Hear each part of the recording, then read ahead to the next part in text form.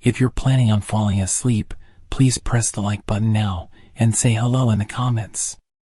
Subscribe if you haven't already. This all happened just recently, in summer this year. I'd been living with my parents until I had a good enough job to move out. About 9 months ago, I was finally ready to leave the nest.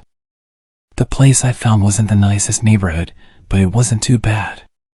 Some of my neighbors actually came over to welcome me and gave me some food. There was one neighbor though, the guy who lived to the right of me, who wasn't exactly welcoming, but immediately comfortable with me like we'd known each other for a long time. He'd see me leaving for work in the morning and run out of his house to tell me random stories, like how the last neighbor used to always turn the bathroom light on at 3 a.m. and leave it on all night. Or that they would sunbathe in the garden for 5 hours sometimes. It was all very random, boring facts, and I'd barely get a chance to react to his stories before he was asking me intrusive questions. Like, why did you leave for 83 minutes last night? It's worth noting that his voice was a bit odd. He spoke with a very particular inflection every time he'd say something. Like an enthusiastic nerd, if that makes sense. Sometimes it made his statements sound like accusations, and sometimes it made them sound like questions, but my response to his comments were never really met with conversation.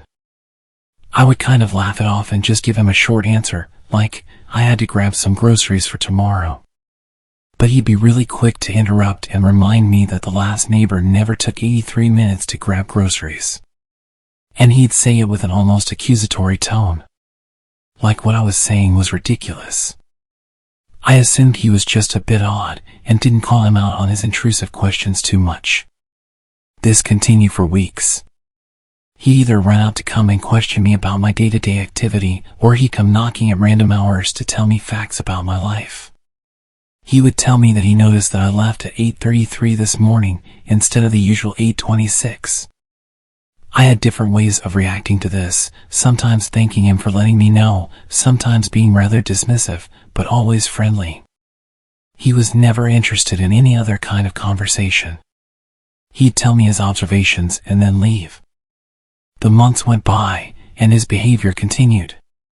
Almost every day he'd stop me in the morning, or come knocking to tell me something about his observations. He seemed harmless, so I just let him do his thing. One evening while I was going for drinks across the road, I asked my neighbor if she ever had any issues with him. She paused almost immediately and looked at me with a serious expression. What happened? She seemed really worried when she asked me. I explained to her that he would approach me constantly to tell me that he'd seen me turning on specific lights in the house at night, or that he'd point out changes in my usual routine. Nothing terrifying, but still creepy. At this point, she turned the music off and put her glass down. You need to be careful around him. She seemed disturbed, like I triggered a repressed memory. The people who lived in that house before you were so sweet. I can't prove it, but I know that they're gone because of him. Gone? What did she mean gone? I pushed her to tell me more, but she apologized and turned the music back on and changed the subject, ending the conversation. She did stop at one point to just make sure I locked my doors and not to invite him in at any point. That night, as I made my way back home, I watched his house closely as I crossed the road. It was noticeably dark. I never really paid it much attention, but I don't think I ever saw his lights on after dark. Whereas every other house on the street had at least a few lights in different rooms. I got to my door and paused. I looked towards his house one more time. I saw exactly what I was hoping not to. A glimpse of light. He was peeking at me. How long had he been watching the neighbor's house to know that I was over there? Was this all he did? Watch me? I went inside and remembered what my neighbors said. How often did I not even think about locking the door? Honestly, I think most nights I wouldn't even check. I clicked the lock and made my way to the back door. I took the key from the side and made sure it was locked. I put the key back in its usual place and made my way upstairs. As I dressed down into my underwear and made my way under my covers, I reached over it and turned off the lamp. It had been a long night, so I started to drift off quite fast.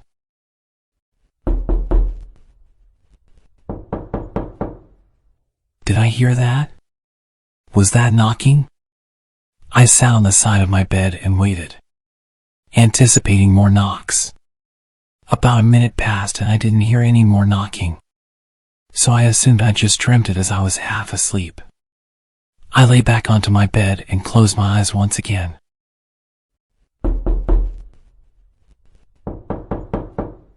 No, I definitely heard something. I was in a weird state of being half asleep and a little bit tipsy, so I threw the light on and made my way to the window. I couldn't see anything or anyone outside. The sound of me opening my window was loud enough for any visitor to hear. I called out into the darkness, asking if anyone was there. At this point, any normal person would step into view and show themselves, but nobody reacted. Nothing. I know that someone was knocking. I threw on my dressing gown and made my way downstairs. I went straight to the front door. It had shaded glass that let me see partially through it. There was clearly a figure standing in front of the door. I was freaking out, but I was also angry. I didn't even consider the danger. I started fumbling with the lock and threw the door open. You left your house for 157 minutes. What the hell? I snapped. This was the latest he ever visited. Everything about his behavior had really annoyed me. The fact that I called out of the window and he didn't respond, and instead stood with his nose practically touching my front door. Why did you feel the need to tell me that? At this late in the night. I was falling asleep. You've been out very late. I know that. I'm an adult. I'm allowed to go out late. I realized I was reacting to his accusatory tone. Is that all? You wanted to tell me I'd been out late? He started to just walk away, back to his house. I yelled to him that I didn't want him to knock on my door again. He didn't react, just kept walking towards his house and went inside. I'd tolerated his weirdness for long enough. I convinced myself I wouldn't let him commentate my life schedule anymore, and that next time he talks to me I was going to tell him I don't care and just keep walking. I closed the door and went straight back to bed, still frustrated with how intrusive and weird he was. I closed my eyes and imagined what I would say to him the next time I saw him. I felt really tired and had no problems getting back to sleep. As expected, I had the weirdest dream. Whenever I had a few drinks, I'd always have such vivid dreams. I could hear that damn gentle knocking. I didn't jolt awake this time. I almost convinced my subconscious dream state to ignore the imaginary knocking. But I was fully aware of every creepy little thing that was happening. I started wondering if I'd locked the door. I knew I'd locked it earlier, but did I lock it after I opened it again to confront him? I couldn't remember. I hated how realistic my dreams were. Of all the scenarios I could think about, did I really have to imagine him breaking into my house and walking up my stairs? I feel like I'd never been so consciously aware during any of my dreams. I was dreaming that I was locked in place, sleeping on my side, with my back to the door. His breathing sounded so real. If it wasn't for the alcohol in my system, I would have definitely woken up. This was by far the creepiest dream I ever had. I dreamt that he was climbing into bed with me, wrapping his arm around my waist and playing with my hair. I felt absolutely disgusted, but the soft touches also felt relaxing and pushed me deeper into the dream. I was urging myself to wake up at this point. My mind kept racing back to the thought that I actually hadn't locked the door. I needed to get up. His breathing was so intense. It felt so real. His touch felt real. This was unlike any dream I'd ever had. I was urging myself to wake up. I felt paralyzed. Wake up. Wake the hell up. My eyes finally opened and I could still feel his touch. Why didn't you lock the door? I jumped up. His voice immediately jolted me awake. He was in my bed. I screamed and ran straight down the stairs and out into the night. I was still screaming as I ran across the road and started banging on my neighbor's door. I was freezing, only wearing my underwear and completely barefoot. I banged aggressively on her door and shouted her name until she came down. She opened the door in a daze and I pushed my way in. I frantically explained what had happened whilst begging her to lock the door and call the police. We watched out of the window. My front door was wide open, just as I'd left it. The cops were on their way and my friend was comforting me as I got into some of her clothes and told her all of the details. Minutes passed as we stared out of that window. My friend asked if I was sure he was there and it wasn't just a bad dream. I started to doubt myself when we didn't see him leaving. I wasn't the sensitive type. I wouldn't make up that whole scenario out of fear. I had a vivid memory of him lying in bed with me and touching me and talking to me. It was real. I know it was. The cops showed up after about 15 minutes and started to enter the house, guns drawn. We watched intently, waiting for them to bring him out in cuffs. They were in there for quite a while and I started to think that he'd locked himself in my room or something. After what felt like forever, the cops started to leave my house. They were alone. He wasn't with them. I couldn't believe it. I was not crazy. He was in my house. I know he was. I made my way outside to speak to the cops and ask where he was, but they confirmed that they found nothing and searched everywhere. I frantically told them that I was not going back into that house with him still in there. That's when the worst thing that could have happened. He walked out of his house. He stood there, just watching. I was freaking out, demanding that they arrest him and insisting that he was in my house. His expression didn't change, he didn't even flinch. He just turned and walked back inside. Yes, I was drunk and I was pretty emotional at this point, but I couldn't believe that they didn't listen to me. They told me that they'd searched the entire place and there was no intruder. They said that the person who I claimed was an intruder was clearly in their own home, so I should just go inside and get some sleep. There were no signs of forced entry and no damage or evidence of an intruder, so there was nothing they could do. After a while of me practically begging them to at least go and interview him, one officer did go over and speak to him, but it seemed like a very short conversation. He confirmed that he did come over initially to check on me, as I looked drunk, but then went straight home. I was furious, but also terrified. I eventually went back inside and searched the house for any evidence that he was there. I was almost starting to doubt myself, until I checked the back door. It was unlocked, and the key was still in the door. I never left the key in the door, ever. He'd left through the back whilst I was hiding across the street. He'd been in my house and there was nothing I could do about it. I made my way upstairs after properly locking every door. The sick freak had made my bed. It was perfectly tidy and the covers and pillows were placed perfectly. He didn't even rush out after I woke up. He just tidied my bed and then left through the back door. I climbed in and tried to fall asleep, but there was an overwhelming musky smell. His unwashed body had tainted my covers and his odor lingered all over my room. It took me hours to replace all of my bedding and finally get to sleep. The next morning I couldn't shake the feeling of being violated, but I also doubted the whole night. The police had been inside my house, a bunch of men in heavy uniform. That could explain the smell. The key being in the back door, maybe they were checking to see if it was the right key for that lock, confirming that nobody had stolen it. Even the tiny pillows had an explanation. I told them he was in my bed. So it makes sense that they'd throw my bedding onto the floor if they were looking for him, and then maybe one of them just put it back and tidied it up for me. I followed my usual morning routine, and then at 8:30 as I approached my front door, I took a deep breath, anticipating his presence. I left my house and headed towards the road, looking in his direction as soon as I stepped outside. There he was, walking out of his house to greet me. Like clockwork.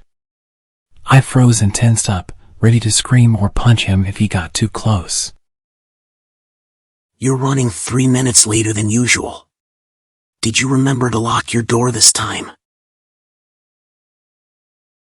If you're enjoying the video, please subscribe.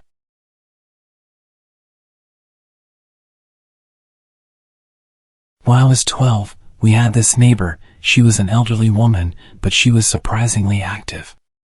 We'd always see her around, carrying weeks' worth of groceries up the hill like it was no big deal. She was outside doing her gardening almost every day. She was a tough old lady. The unfortunate thing was that she was the opposite of friendly. If you said hello to her, she'd tell you to run into the road. She hated people and was a very bad neighbor. She would complain about every little thing and show up late at night to tell you that you're too loud and threaten to call the cops. Our family got into quite a few arguments with her. Whenever she would come over to complain, she would aggressively insult all of us. My parents got sick of this and just started insulting her back, telling her she was old and miserable and she would die alone. I didn't like it, but I figured it was just adults letting off some steam. I'm sure I even caught her smiling on her way back home after shouting with my parents. She had quite a reputation around town for being a witch. There were all sorts of rumors about her being hundreds of years old and having the stamina and strength of a 20-year-old man. They were not wrong about that. People would say that they'd seen her performing rituals through her window and that she kidnapped children and ate them. It was all silly stuff, but at the time I found it fun to believe. Anyway, the real scary part happened when I was home alone playing on my Nintendo. I could hear an odd sound outside my window, like an animal scratching at a door. I paused my game and went to check it out. I couldn't believe my eyes when I saw it. She was in our backyard, clawing at a window with a screwdriver, trying to get into the house. I opened the window and told her that I'd called the cops. She didn't hesitate to run back home. It was still so strange seeing this old woman running back at such speed. I actually did call the cops and told them what had happened. They told me they were on the way over and that I should go upstairs and lock myself in the bathroom. Within a few minutes I could smell something that made me panic. It was smoke. I immediately assumed she'd set the house on fire. I ran to open the bathroom window and that's when I realized what had happened. The smoke wasn't coming from my house. It was coming from next door. For whatever reason, her house had set on fire and she was still inside. Before the fire department could arrive, the whole place had gone up in flames. They announced that she died in that fire and we even went to her funeral. There weren't many people there. The last scary thing about all of this was that it only fueled the stories about her being a witch, and that after I caught her trying to kidnap me, she had to burn it all down and move elsewhere to conceal her identity. I don't know what to believe, but I do enjoy telling this story every Halloween. My neighbor is very weird. He never waves and has a permanent sneer on his face. When we moved in, we were told that he was on a certain bad list and that we should call the cops if we see him with kids. One day, he randomly knocked on our door. I'd never spoken to him before, and without even introducing himself properly, he proceeds to launch into his explanation of the reason that he's on the registry. Basically, he claims that he accidentally hurt some kid in a locker room while they both happened to not be wearing any clothes. He says it was plain old vanilla assault where both parties just happened to be in their birthday suits. He repeated multiple times that he is absolutely not into children. Then he left without even letting me talk. That was literally my first introduction to him. Other than the notification about him when we first arrived. And that wasn't even the creepiest thing about him. At some point, he started building a sign in front of his house. Not like a little poster. It's professionally printed on metal and mounted on two huge posts, like the ones you see outside a store or along the highway. The sign is a picture of a puppy and a long rambling story about how someone ran over his dog on this road 10 years ago. But it's written in a way where he seems to accuse the neighborhood of murdering his dog. Next to this sign, covering his entire fence, is an enormous banner saying, "We miss you." I don't know why it says that, since he lives alone. And finally, an even larger picture of the puppy, which isn't necessary because directly in front of the banner, sitting on a folding card table, is the actual puppy. He must have had the dog stuffed when it was ran over. I could see from my window that he would hide behind his fence for literally hours, peeking at the puppy on the table as if he were waiting for someone to mess with it. He did this for days, until finally bringing the stuffed animal inside. The puppy and the banner disappeared, but the metal sign was permanent. It stayed up for years, until a storm ripped it down. I always wondered what he does with the dog. Did it stay in a closet, or does he keep it out in his house? Well, one day I got my answer. I have a friend who does construction, and funnily enough, he was hired by the creepy neighbor to build a shed.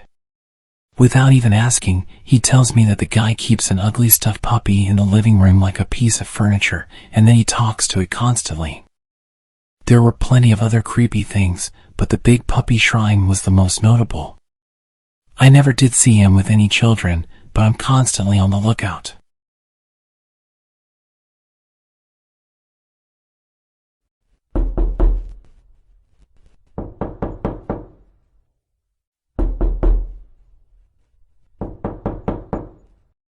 A few years ago, I was renting a house in Northern California.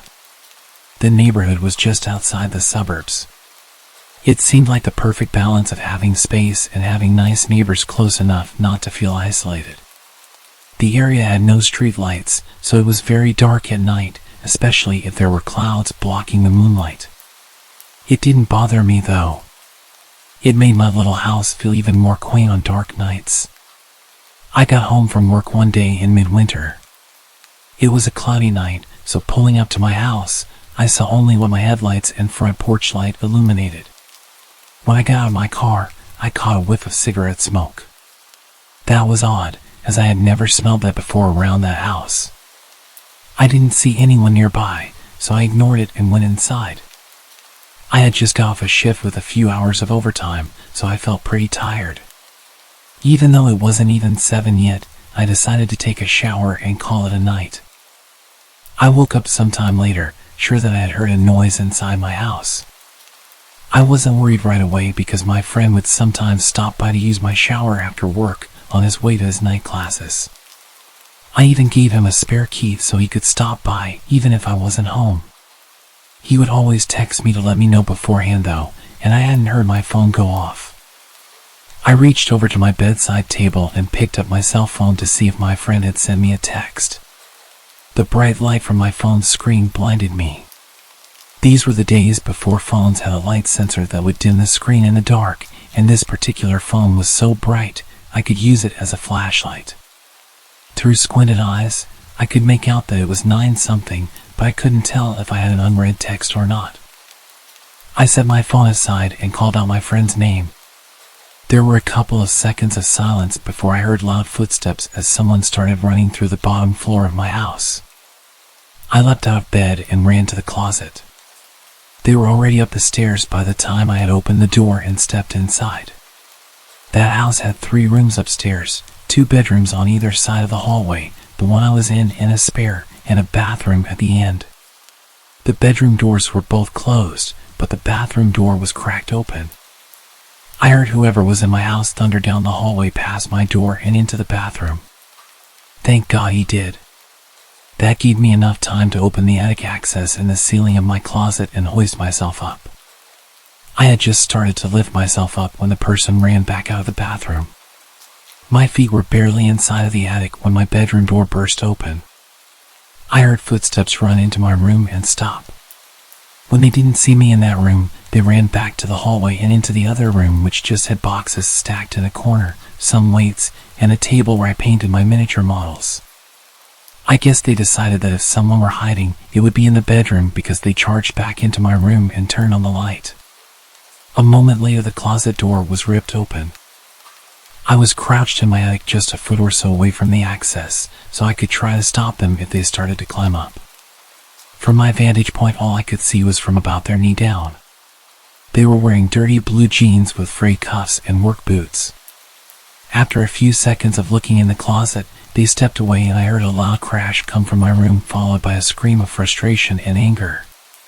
That scream was the most unnerving part of the incident for me. It reminded me far too much of my stepfather, who would scream in a similar way when he lost his temper. He would eventually be placed in a mental hospital for several mental disorders that resulted in erratic and violent tendencies. The man in my house ran back down the stairs. I heard crashes and clatters as things were thrown around and furniture was knocked over. I stayed crouched in the attic. I had left my cell phone when I ran for the closet, and I wasn't certain I could climb down without him hearing. After some time, the noises stopped. I started counting slowly. When I reached 1,000, I decided it was safe enough to climb down and call the police. The first thing I noticed when I exited the closet was the intruder had flipped my bed over. I assumed in an attempt to find me. That was the loud noise I had heard after he stepped away from the closet. I couldn't find my cell phone, so I went to the landline by the bed and called the police. I waited in my room until I heard them call out from downstairs. The first floor was a mess, but I had expected that. Chairs had been knocked over, the sofa had been flipped. All the books, pictures, and knickknacks I had on my shelves were strewn across the floor. The cupboards in the kitchen had been opened and all the boxed and canned foods had been thrown to the ground. As far as I could tell, though, the only thing missing was a single knife out of the wooden block in my kitchen. The police checked the house from top to bottom. They found that the side door had been forced open by something like a crowbar. They also found a few cigarette butts along my fence line, along with some foil and an empty pen, which the police said people often use to smoke meth, so they think he had been watching my house for a while. I realized that he must have been out there smoking a cigarette when I got home. They collected up the evidence and told me I should stay with family or friends that night and get that door fixed as soon as possible. I opted to just not sleep. I moved a shelf over to block the broken door and spent the next couple hours cleaning things up. I would often go to the window with a flashlight and shine it along the fence line where the police found the cigarette butts and foil, but I didn't see anything. The next day I called to have the door fixed and get motion lights installed at the back and sides of my house. I ran a phone cable up into the attic and added a landline. I never wanted to be stuck up there without a phone again. Nothing else happened at that house, though. I lived there another 3 years without incident. One more precaution I took was practicing getting out of my bed, going to my closet and climbing into the attic as quickly and quietly as possible. I even practiced doing that at my new place, except now I go to a crawl space at the back of the closet instead of the attic. I try not to think about what would have happened if I had been a bit slower getting to the attic, or if he hadn't gone into the bathroom at the end of the hall first. If you're enjoying the video, please gently click the like button and subscribe if you haven't already.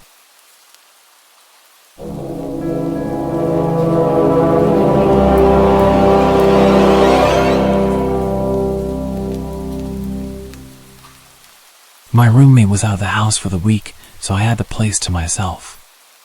It was spring break, so my college classes were out. I had no plans and really nothing I needed to do. On Monday, I was basically trapped inside due to a huge storm blowing through our city. This was common around this time of year, but it still always seemed worse every time. The trees always looked like they were going to blow away, and the house would shake and creak nonstop. Knowing I wouldn't be able to sleep, I decided to just stay up. I turned on the Xbox and started up one of my video games and played for well over an hour, probably until 11 o'clock when the doorbell rang. I paused the game and got up, but then I remembered the whole storm situation. Who would be outside right now? I went over to the front door and looked through the peephole, but nothing. I opened the door. The wind and water hit me right away, but when I looked around, I didn't see anyone. I closed the door and thought maybe the wind had somehow rung the doorbell. I don't know, it sounds dumb now, but what was I supposed to think? I went back to my game, but only a couple minutes later, I heard a huge crash in the backyard, stuff tumbling over and breaking. I immediately knew it was our patio furniture and ran over to the back door. Everything was scattered around the yard, blowing around in the wind. I quickly put on my shoes and went outside, pushing each piece of furniture up against the back of the house. The wind was so heavy it would even hurt sometimes when the water would hit my face. I was rushing, going as fast as I could until I saw someone. They were standing at the edge of the backyard, watching me. I looked back at them for a moment but then grabbed the last piece of furniture and ran inside to escape the rain. I looked at the back door as I dried off, but the person was gone. Between that and the doorbell ringing, I was a little bit nervous. I sat in the living room this time, just scrolling on my phone because I was tired of being interrupted. After a while, I struggled to keep my eyes open. I got a blanket and laid down on the couch. I didn't feel like going upstairs, and the storm was much louder up there. It took a while, but eventually, I drifted off and fell asleep. A few hours later, still well into the night, I woke up from a sudden burst of heavy wind outside, shaking the house. I pulled the blanket to the side and sat up, moving my feet to the floor as I prepared to go check if the furniture outside was still there. But just when my feet touched the floor, they were soaked. It woke me up immediately. I looked down and saw a puddle on the ground right next to the couch. Then I saw another, leading in a line across the floor. Inside the puddles were faint muddy shoe prints. I stood up and ran to the corner of the room, heart beating rapidly in my chest. After a minute of hearing nothing but the wind outside, I slowly followed the shoe prints. They led all throughout the house, upstairs and down, but I could clearly tell that they entered through the back door, which I had stupidly forgotten to lock in the rush of getting out of the rain. I locked it and pulled my phone out to call 911, but then the thought crept into my mind, what if they're still inside? I stayed quiet and moved into the corner of the house where I felt the most hidden. I waited in silence for them to arrive. When they did, they took a look around, seeing everything I saw, but nothing more. They told me it seems like a personal attack because nothing was missing, and they were clearly focused on my house in particular. However, they walked right up to me while I was sleeping and seemingly did nothing but watch me, which is super creepy but doesn't make much sense. If they wanted to do something to me, they would have done it at that moment. After some thought, this had led me to believe that whoever it was had actually come from my roommates. They saw me, then looked around the whole house, and then left, doing absolutely nothing.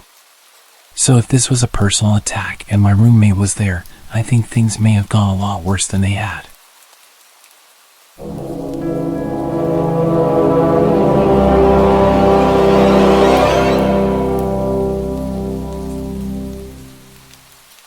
I lived with my older brother for about 4 years after I finished school. We shared rent on an apartment together since neither of us could afford anything on our own.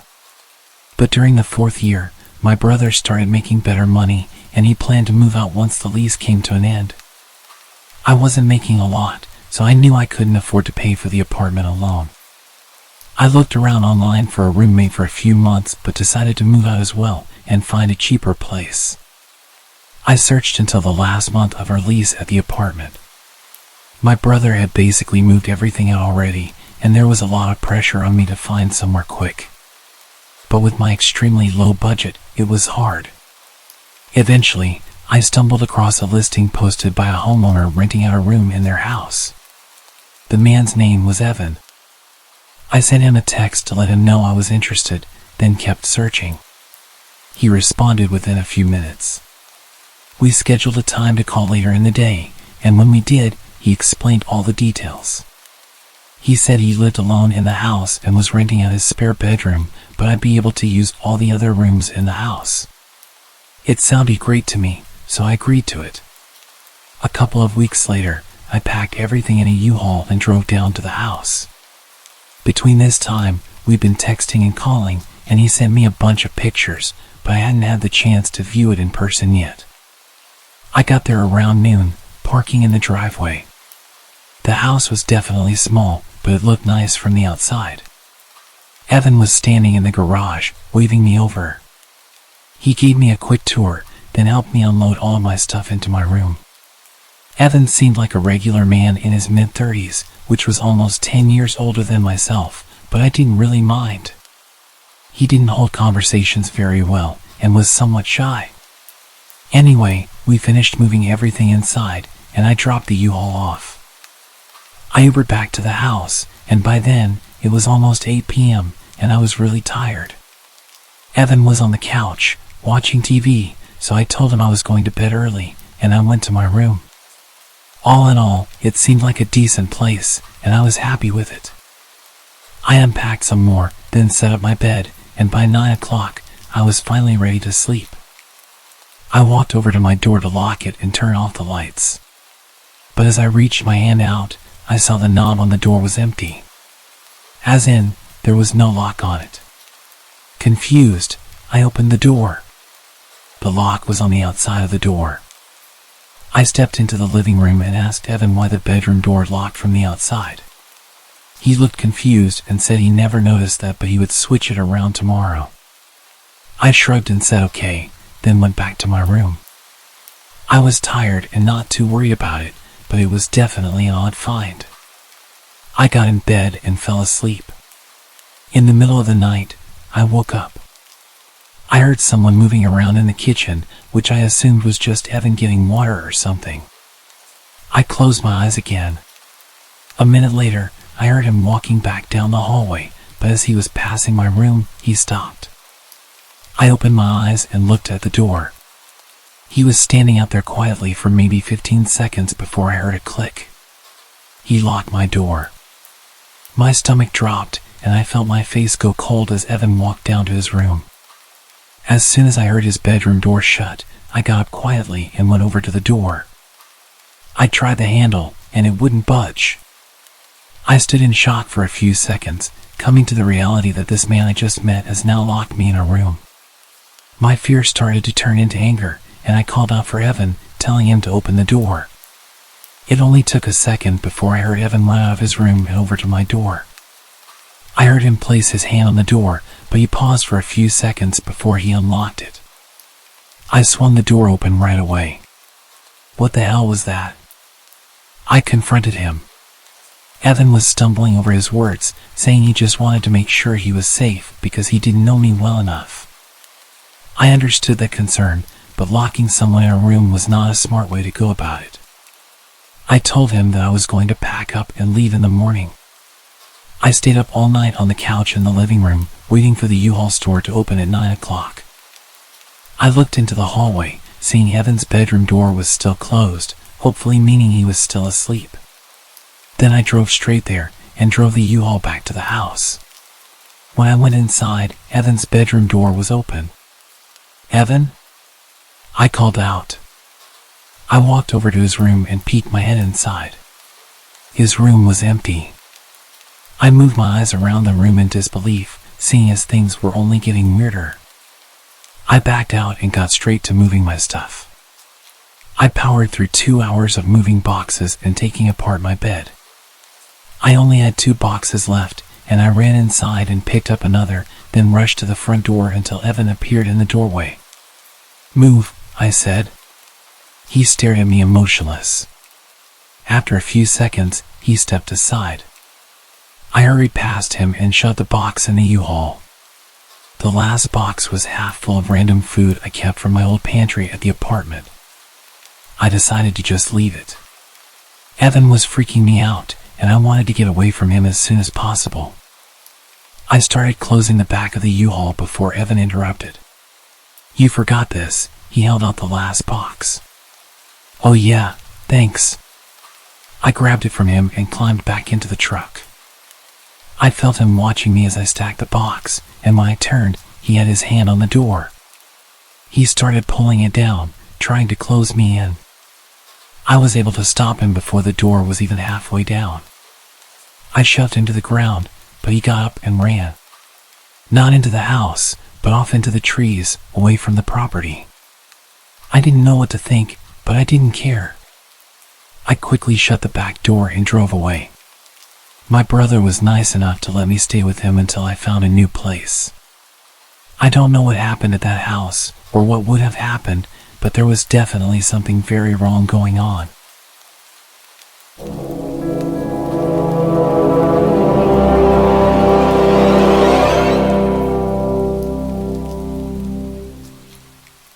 This all happened roughly around 4 years ago, but the experience has haunted me almost every single day since it happened. I'll start off by saying that at the time I was pretty young. I was single and very keen to have my first experience with someone.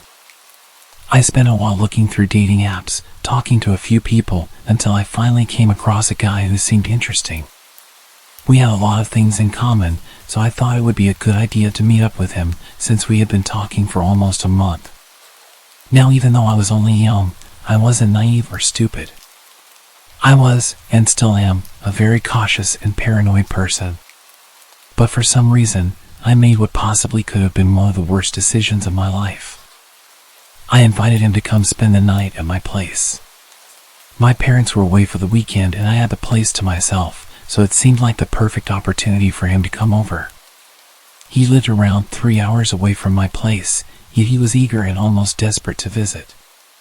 So he set off as soon as he finished work, which was around 11 a.m. The whole time he was driving to my place, I had the sickening sense of impending doom. Almost as if something was going to go very, very wrong. I almost texted him multiple times to tell him that I wasn't interested anymore, but I hesitated as he was only 10 minutes away by this point. I jumped up as I heard his car pull up, and I expected to be greeted by a smile once I opened the door. But he pushed his way through, and continued to stare at me blankly, all whilst my 2 French bulldogs snarled and growled at him, which they never do to anyone. Things instantly seemed extremely odd. He followed me quickly to my bedroom and didn't waste any time in aggressively undressing me. I hesitantly went along with it, as this was my first experience with someone. He was almost 6 years older than me, so I was pretty tense. Fast forward to a couple of hours later, he suddenly asked me if he could sleep in my room, which confused me as it was only 5 p.m. But I told him it was fine, and I would continue to watch movies by myself downstairs. After about an hour, I heard what sounded like furniture being moved around, and the sound of him talking. So I made my way upstairs and opened my door, only to find him crouching in the middle of my room and breathing extremely heavily. When I asked if he was okay, he motioned for me to get on the bed. He sat me on his lap and proceeded to place a blindfold over my eyes, putting his hands around my neck lightly. I was already feeling extremely uncomfortable, and it worsened as he tightened his grip around my throat. He asked, "Does anyone know I'm here? Do your friends know who I am and what I look like?"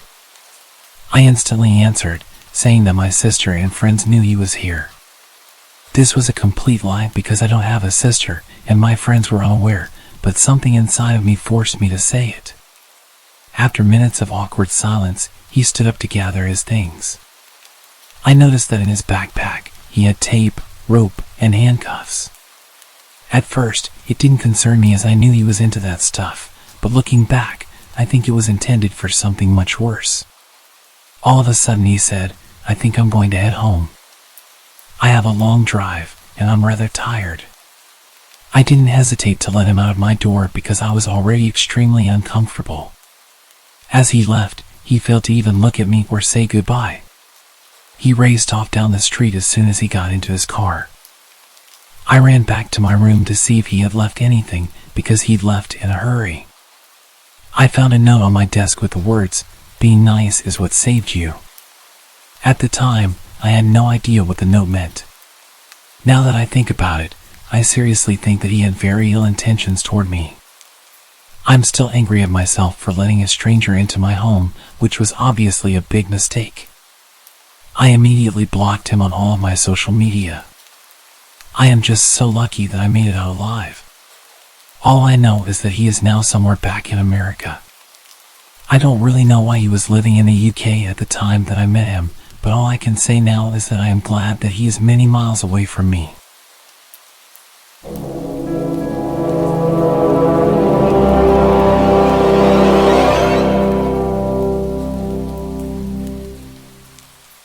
About 10 years ago, I lived on my own and didn't have much company. I was quite depressed at the time after losing my girlfriend to a drunk driver. I was enjoying a beer and watching the sunset on the back porch when I saw a large, scruffy man emerging from the tree line. My heart skipped a beat as he stumbled towards my house in a menacing way. Living alone, I often use my backyard for target practice. And at that moment, I was immensely grateful for it. Instinctively, I rushed to bolt all the doors while frantically dialing the police. What I didn't know was that this intruder had broken in the day before through a basement window and had spent the night squatting there. He had left the basement door unlocked, and at this point, he'd made his way inside the house and was making his way up the stairs towards me. I gripped my rifle, aiming at the approaching man as he descended the hallway. I shouted at him, ordering him to stop and get on the ground, but he just kept walking towards me. I fired the first round, loaded with rock salt, but he showed no reaction. I quickly followed with a rubber bullet to the chest. Yet the drugged-up guy, who was clearly out of his mind, continued advancing. This guy was huge, at least twice my size, and I realized that whatever drugs he had in his body were going to push him through any pain that a rubber bullet would inflict. He was backing me into a corner. I desperately begged him to stop and warned him what would happen, but he just moaned at me like a zombie and shouted, "Shoot! Do it!" Then he lunged towards me. I took my third shot. I can't recall whether it was buckshot or a slug, but it left a gaping hole in his chest. It barely even slowed him down. He kept coming, and in a frenzied struggle, he wrestled me to the ground. He was moaning and coughing up blood. Suddenly, he grabbed my face with both of his massive hands and started squeezing my head. It was utterly terrifying. I could feel him trying to burst my skull open like a balloon. I don't know how long it actually lasted, but it felt like forever. Eventually, the injury finally caught up with him, and he died on top of me. I was laying with him crushing me for a few minutes. My energy was completely drained, and I could barely breathe with his weight on top of me. His body was pushing my rifle into my chest, and it was causing me serious pain when I tilted his body to the side. I was completely drenched in his blood, and I can still remember the overwhelming smell. I'd completely forgotten that I was still on the phone with the operator, who had heard our entire exchange, which more or less amounted to me pleading, "Stop, or I'll shoot," and the man menacingly taunting. The police arrived soon after, and the incident made it to the local papers. There was a criminal investigation, but eventually, I was cleared of any wrongdoing. It turned out that the intruder was wanted for murder of an elderly couple in Baltimore and had somehow made his way 50 miles up the road into a rural area.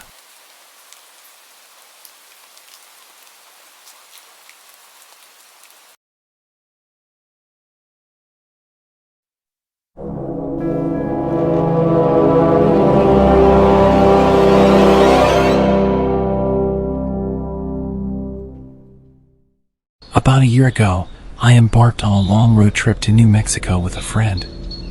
We mostly camped along the way, and our first night of camping happened in the Jefferson National Forest at a campsite in West Virginia.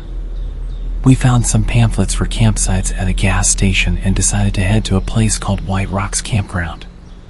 It was quite a journey, a 25-plus mile drive up a dirt road into the mountains.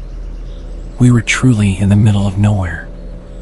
As we made our way in, we didn't spot any other cars except for one truck that followed us for about 15 minutes before turning down a different road.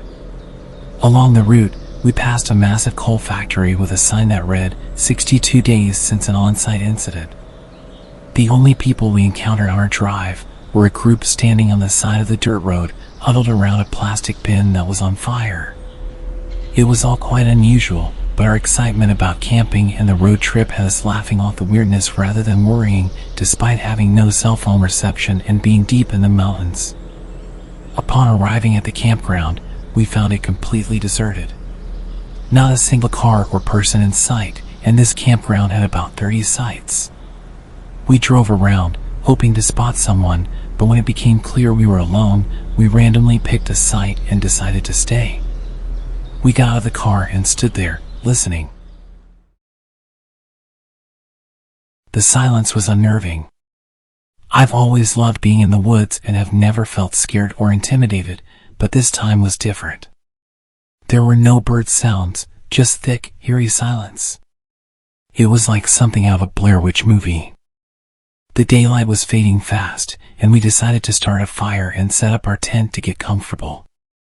My friend was in charge of setting up the tent while I worked on the fire. As we went about our tasks, we'd occasionally stop and listen.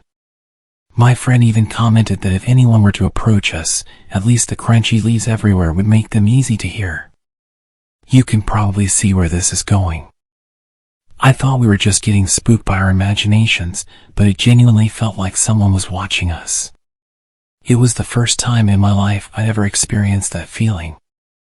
I had goosebumps, and I wanted to leave, but I kept my composure for my friend, who, as it turned out, was also internally freaking out but trying to keep it together. Once we got the fire going, the tent was set up, and our sleeping bags were ready. The sun had completely set. Sitting around the fire together, the darkness seemed to encroach upon us, making us feel suffocated. My friend tried to alleviate the tension by pulling out a book to read aloud and make us feel more at ease. While she was reading, I used my headlamp to occasionally scan the area around us. Since we arrived at the campsite, I had this nagging feeling that someone was out there in the woods. It was pitch black, and our fire acted like a beacon. My friend and I decided, screw it, let's go to bed. We thought we'd go to sleep quickly and pack up in the morning to get the heck out of there. We extinguished the fire, and I decided to grab the one knife we had, which was still in the car, keeping it beside me in the tent. After settling into our sleeping bags, my friend pulled out her cell phone to see if she had any cell reception. But, as expected, there was no signal. She tried dialing her boyfriend just in case, and I remember saying out loud, "We have no reception out here, it won't work." We lay in silence, watching our phone trying to dial out, but it eventually disconnected. Just when we thought things couldn't get any worse, suddenly, about 20 feet off to the left of our tent, we heard footsteps.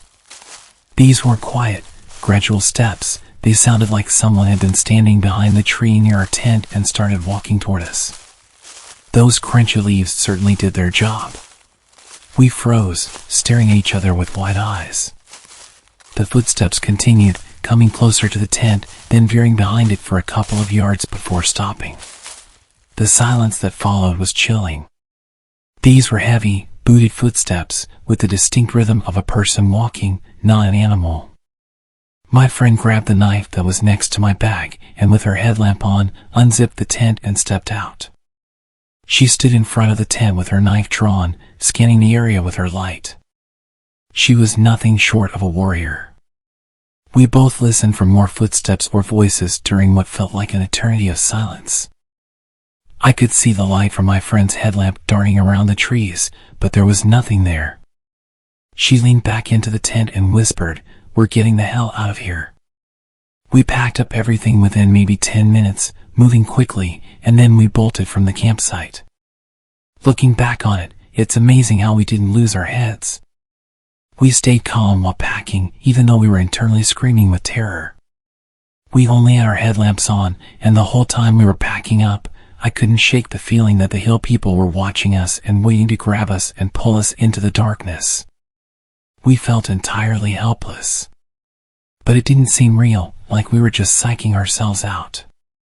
Still, I couldn't shake the feeling of being watched as we sped away. Then came the confirmation that someone or something had been tracking us. As we pulled out of the campsite, we spotted 2 dirty black trucks pulled off to the side of the road, concealed in the trees but still visible. They had definitely not been there when we arrived earlier.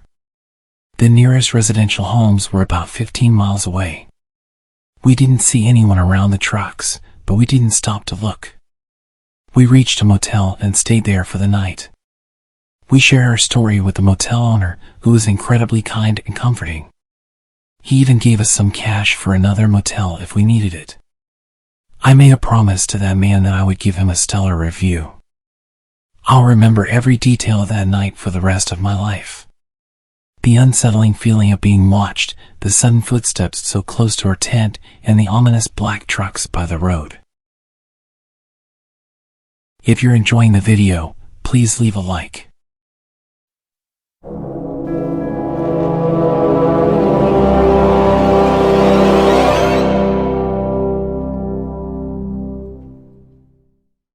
90s, before everyone had cell phones, my Girl Scout troop was camping in a state park when a terrible storm came through the area with major flood warnings.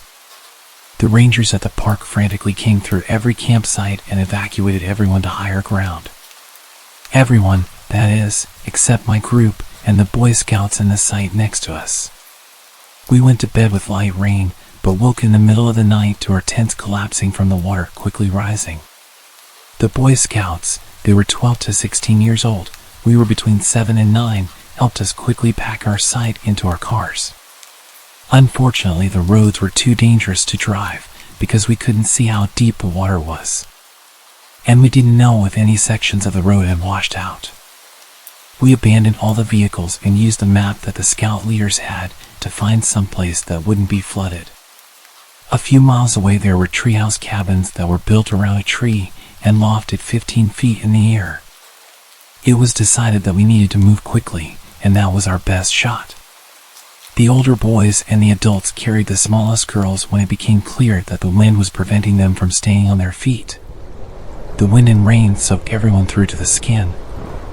We made it to the cabins, and the adults broke in and raided the emergency supplies there for space blankets. There was no way to build a fire because there was no firewood. It had been especially dry this year, and starting campfires was forbidden due to risk of starting a forest fire. I remember shivering for hours, all of us girls in the middle of a huddle on the floor with the boys on the outside trying their best to keep us warm. One of the boys asked us if we knew any Girl Scout songs. We sang every song we knew, and the leaders taught us a few more that they had learned. At some point we convinced the boys to sing in rounds with us. The storm lasted through the night. Some girls started crying, and I remember one had a panic attack. The sound of the storm battering away at the cabin would send creaks all along throughout the space. The fact that we were essentially in a treehouse made the whole thing even more scary. I was convinced that we were going to be blown over and either fly away or all be crushed when we hit the ground. It was impossible to even see what was happening outside. You could just hear the sound of the water, the rustling of the trees, and the creaking of the cabin. If we didn't die from the cold, we'd definitely die in the rushing water. The storm continued battering the cabin long throughout the night. Eventually, once we were a bit more dry, a bunch of us managed to fall asleep. I'd been lying there for what felt like hours, struggling to doze off due to the loud banging.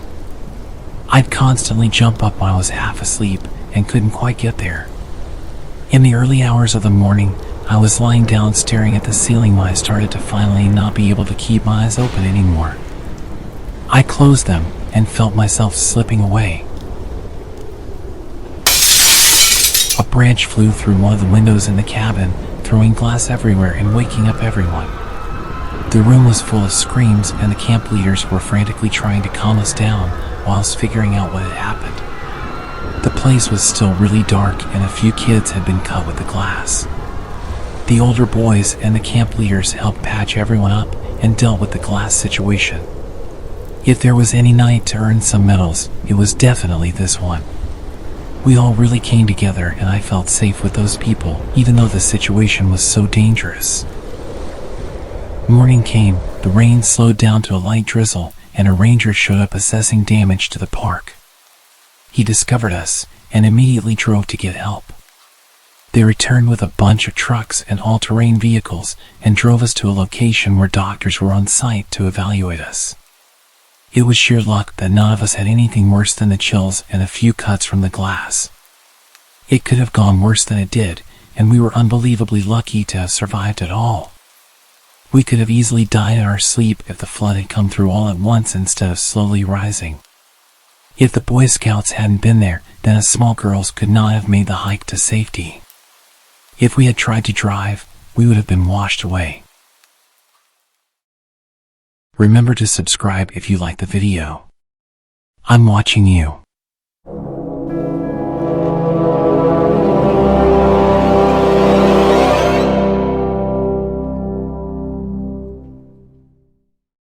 My wife, my dog, and myself were on our second day of an 80 kilometers hike in northern Ontario, Killarney Provincial Park. We set up camp on a point about 750 meters into a lake. One way onto the point and one way off the point.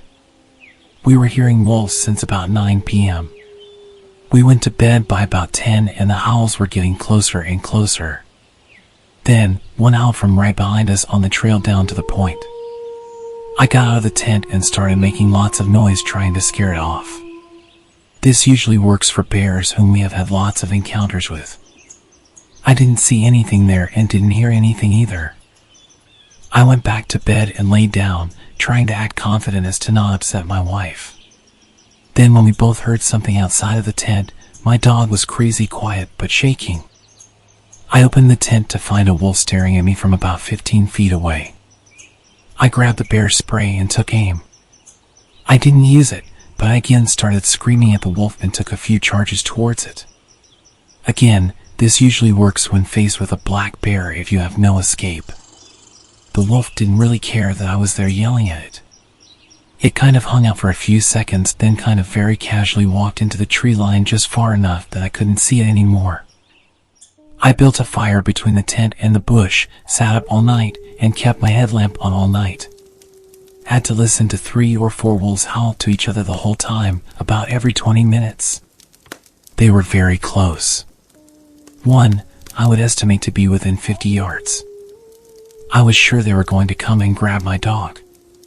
At about 6 a.m., a bunch of them started howling all together, way more than during the night, but it sounded like 8 to 10 wolves. We waited until about 8 a.m., then packed up and got the hell out of there. We were 36 kilometers deep. Took us 2 days to hike in, but we hiked out in 6.5 hours. About 1.5 hours into our hike out, the wolves started howling behind us again. They were following us out. On the way back, we saw a bear with 2 cubs. This would usually concern us a bit, but we were just like, get the hell out of my way. My wife lost all her toenails from the hike. And my poor dog got some serious anxiety about being in the tent.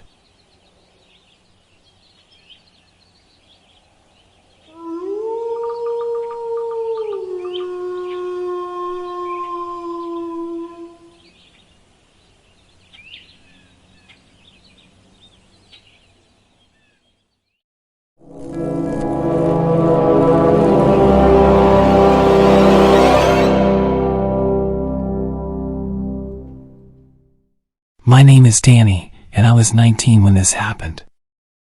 I lived with my parents and wanted to move out, so I bought a car with the money I'd saved and eventually got a job for Uber Eats. I'd seen their advertisements all over. Apparently it was easy money with flexible hours. All you had to do was pay for fuel.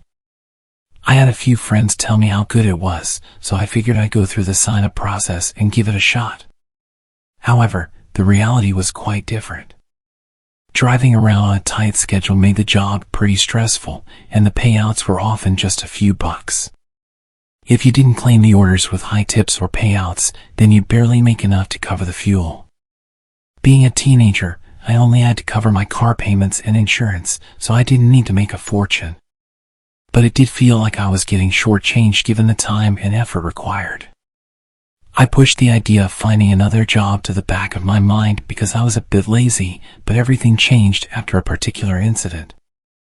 I accepted an order from KFC and set off to deliver it to the customer's location. It was a pretty large order, enough for maybe 4 or 5 people, but the pay for this delivery was much higher than usual and the tip was $20, which was unheard of. It tells you on the app when you accept an order how much you'll get paid. While en route to the destination, I received a text through the Uber Eats app. The customer was asking about my whereabouts. The app said delivery time was about 30 minutes and I was on track to be there in about 15. They could literally see my live location on there, so I didn't understand why they were asking. I didn't see the point in pulling over to reply, so I just kept driving, as I'd be there in about 5 minutes. Within pretty much a few seconds, they sent another message, impatiently asking me why it's taking so long. I had only picked up the order a couple of minutes ago, and they could literally see this on the app, so it wasn't as if I was running late. I ignored the weird messages, thinking it was probably a mistake on their part, or that they were drunk or just a typical Karen. I knew the area reasonably well, but I'd never really been to this part of town. It was located in, I guess, what you'd call the hood. It was a pretty rough neighborhood, gang violence and a lack of police presence. Most people knew not to come here. But I'd driven through a few times and knew it wasn't too dangerous. The address was to an apartment building, and as I approached the place, I noticed that a lot of people were staring at me. I parked my car and checked my phone. Another message had come through with some harsh language, telling me that I better hurry up. I usually leave my phone on the stand, where I can see the delivery instructions, but I knew it was a bad idea to keep it out in the open, so I took it with me. The instructions said to come inside and deliver it to the customer's apartment, which was a little unusual, but I figured they just didn't want to come down. I pressed the button for the apartment number and was buzzed in. As I climbed the stairwell, I couldn't shake the feeling that something was off. There were people just scattered around this building. I had to step over some passed-out woman on the stairs, and I really wanted to just drop the bag and run. I reached the door to the apartment, and a voice from inside told me to come in. I hesitated for a moment, confused as to why they couldn't just come and grab it. But I was on the clock and wanted to get this delivery done. I walked into the apartment, and as the door closed behind me, I realized my mistake. All the lights were off, and the only source of visibility in the room was the massive TV they had on the wall. I looked around and saw a couple of shady-looking characters. I offered them the bag, and they looked at me like I was disgusting. The guy who seemed to be the leader gestured for someone else to take it from me. He started circling me as I stood there, completely frozen. I had no idea what the hell I was doing or how I'd ended up in such a dangerous situation. He didn't hesitate to start poking at me, asking me what I got. I told him I just had the food and that I've gotta go. He laughed and told me to sit. I was completely shitting myself at this point. He starts quizzing me about why it took so long and what can I do to make up for it. I told him I could refund the tip, and this made him freak out. Tip? What tip? I ain't pay you no tip. I stupidly pulled out my phone to show him that he put down a $20 tip. He snatched it out of my hand and told me that he's taking the refund. Everyone else started laughing. I was being completely humiliated in front of these people, and I was powerless. I passively asked for my phone back, but I'm not the biggest guy in the world, and I was really trying not to die, so when he refused, I just accepted my fate. He sat down and started looking through the bag, grabbing the food he wanted. He looked over at me and asked me what the F I was still doing there, jumping up and pulling out a knife as he said it. I apologized and quickly made my way to the door and ran down the stairs. I almost tripped over the unconscious woman on my way out. I got in the car, and I've never driven so fast in my life. I drove to somewhere safe and immediately broke down into tears. My whole body was shaking and I was hyperventilating. I was a complete mess. What the hell was I thinking, walking up and going inside someone's apartment, never mind a place like that? I'd literally been told to never go inside anywhere, but all I could think of was that big tip. I drove home and told my parents what had happened. They were really supportive and glad that I was okay, but they were furious that I had not followed their advice about going into dangerous places. We got the phone locked remotely, so you probably can't use it for much, but I know I'm never getting it back. I found out weeks later when I got a new phone that Uber also suspended my account because he said the order wasn't delivered. In their defense, as far as they could see, I just disappeared with the delivery and never showed up again. So he got a full refund, and free food, and my phone. Losing my phone and my job really sucked, but I was grateful that I got away unharmed. I had no interest in working as a delivery driver after that, and got a job at a restaurant instead.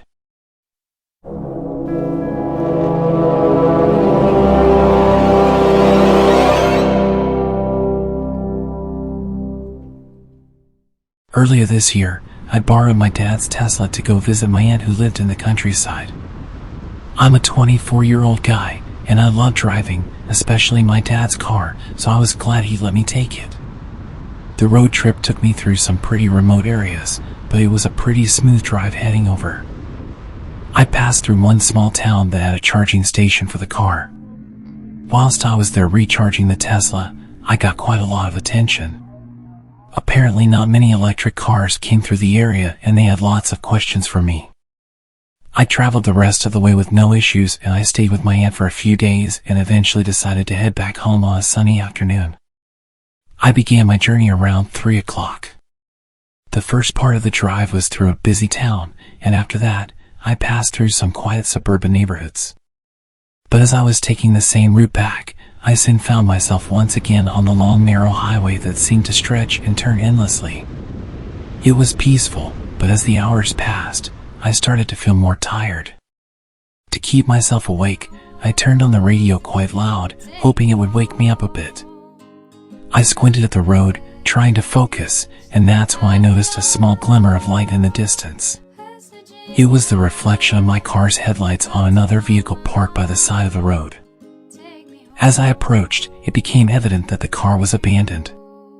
It was dark, and the windows were tinted. The area was quite remote, and the thought of getting stranded there was unsettling. The nearest town was an hour's drive back. I continued my journey but kept my eyes open just in case someone was nearby. A few minutes later, I noticed a blindingly bright light in my rearview mirror. The intense glare made it impossible to see the car, only their dazzling lights. They seemed to be getting closer, so I reduced my speed, thinking they would soon overtake. But as I continued down the road, I saw something unsettling up ahead. There was another car right in the middle of the road, blocking my path completely. The car had its lights turned off, and I didn't see it until I was almost right upon it. I slammed on the brakes as soon as I realized what was happening. The lights in the rearview mirror kept getting brighter. I could hear the sound of an approaching vehicle behind me. I decided to turn my car around to escape the situation, but when I looked back, there was another car parked diagonally behind me, effectively sealing off any retreat. Suddenly, it all clicked in my mind. I heard the doors of the cars around me opening and closing. Panic coursed through my veins. Without thinking, I veered off the road, plowing into the trees, attempting to bypass the obstructions and get to the other side of the road, past the parked cars. I was so preoccupied with avoiding trees and avoiding getting my car stuck that I didn't even look to see if the people were chasing me. About 10 seconds after driving off the road, a gunshot echoed. I looked back and they were chasing me. The bullet hit somewhere in front of my car. Fear and adrenaline pulsed through me as I continued maneuvering around the twisted dirt road. Another shot rang out, hitting the back of my car. I was driving like a maniac, going full speed through these tight trees, desperately trying to lose them. My Tesla was impressively handling the practically off-road adventure that I pushed it through. Eventually, I could see that I lost them, but I didn't slow down until I hit the highway again. It took about 10 minutes of driving before I regained enough cell phone reception to call the police. The attackers didn't catch up, and as far as I know, they were never apprehended. To this day, I can't help but wonder about how they had such an elaborate setup. Had they spotted me coming in an expensive car and somehow thrown together a plan?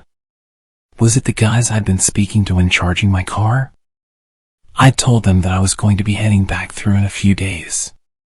It really bothers me not knowing, but as you can imagine, I'm not allowed to drive my dad's Tesla anymore. Making these videos takes a lot of time and effort, so your support is appreciated.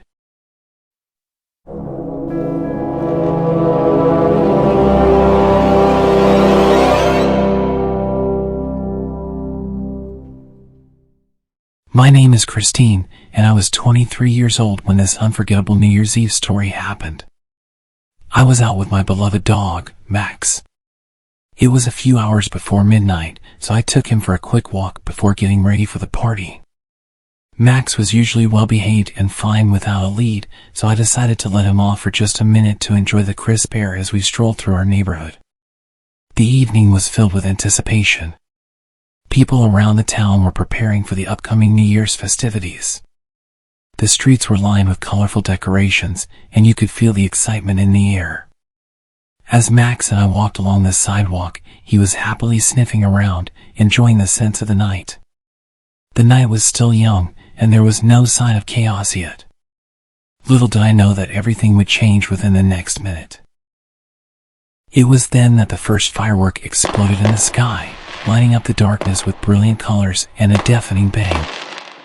I instinctively grabbed Max, pulling him close, but it was too late. The sudden noise startled him, and in an instant, he broke free from my grip and bolted down the street. I called out his name frantically, but he didn't respond. The barrage of fireworks drowned out my cries, and I watched in panic as he disappeared into the night. My heart raced as I realized I had to find him amidst the chaos of the celebrations. I spent hours driving around the neighborhood, searching for my dog. The fireworks kept lighting up the sky, and the noise was deafening. It was hard to focus with all the bright lights and explosions, but I had to find him. If I was distracted by the fireworks, then he was probably going through hell. Every corner I turned, every street I drove through, I called out his name. I was desperate to bring him back home, to keep him safe from the fireworks. The celebration was all around me, but all I wanted was to find my furry friend. I told my friends and family that I wouldn't be coming out as I was looking for my dog. A few of them volunteered to look for him too, but even if they found him, I wasn't convinced that he'd go with them. Finally, as I turned down a dimly lit street, I spotted a crowd of people surrounding a public bus, as if there were some sort of disturbance. My heart leaped with hope. I parked the car and rushed towards the crowd. I could tell by the chatter and the body language that they were reacting to some kind of animal on the bus. I made my way to the door and climbed on. He was there hiding in the corner, barking frantically at every firework whistling through the sky. I spoke to him gently, and he recognized my voice. The fireworks kept going off, but I didn't care. I reached down and picked him up, cradling him in my arms. He nestled against my chest, seeking comfort from the frightening night.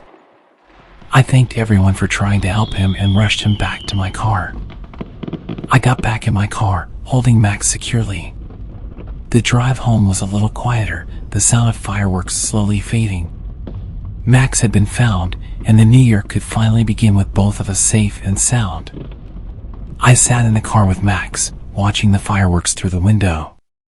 The bright lights that had once scared him now seemed to twinkle in celebration of our reunion. It was a New Year's Eve we'd never forget, one that sent me on a wild late-night drive, looking for my best friend.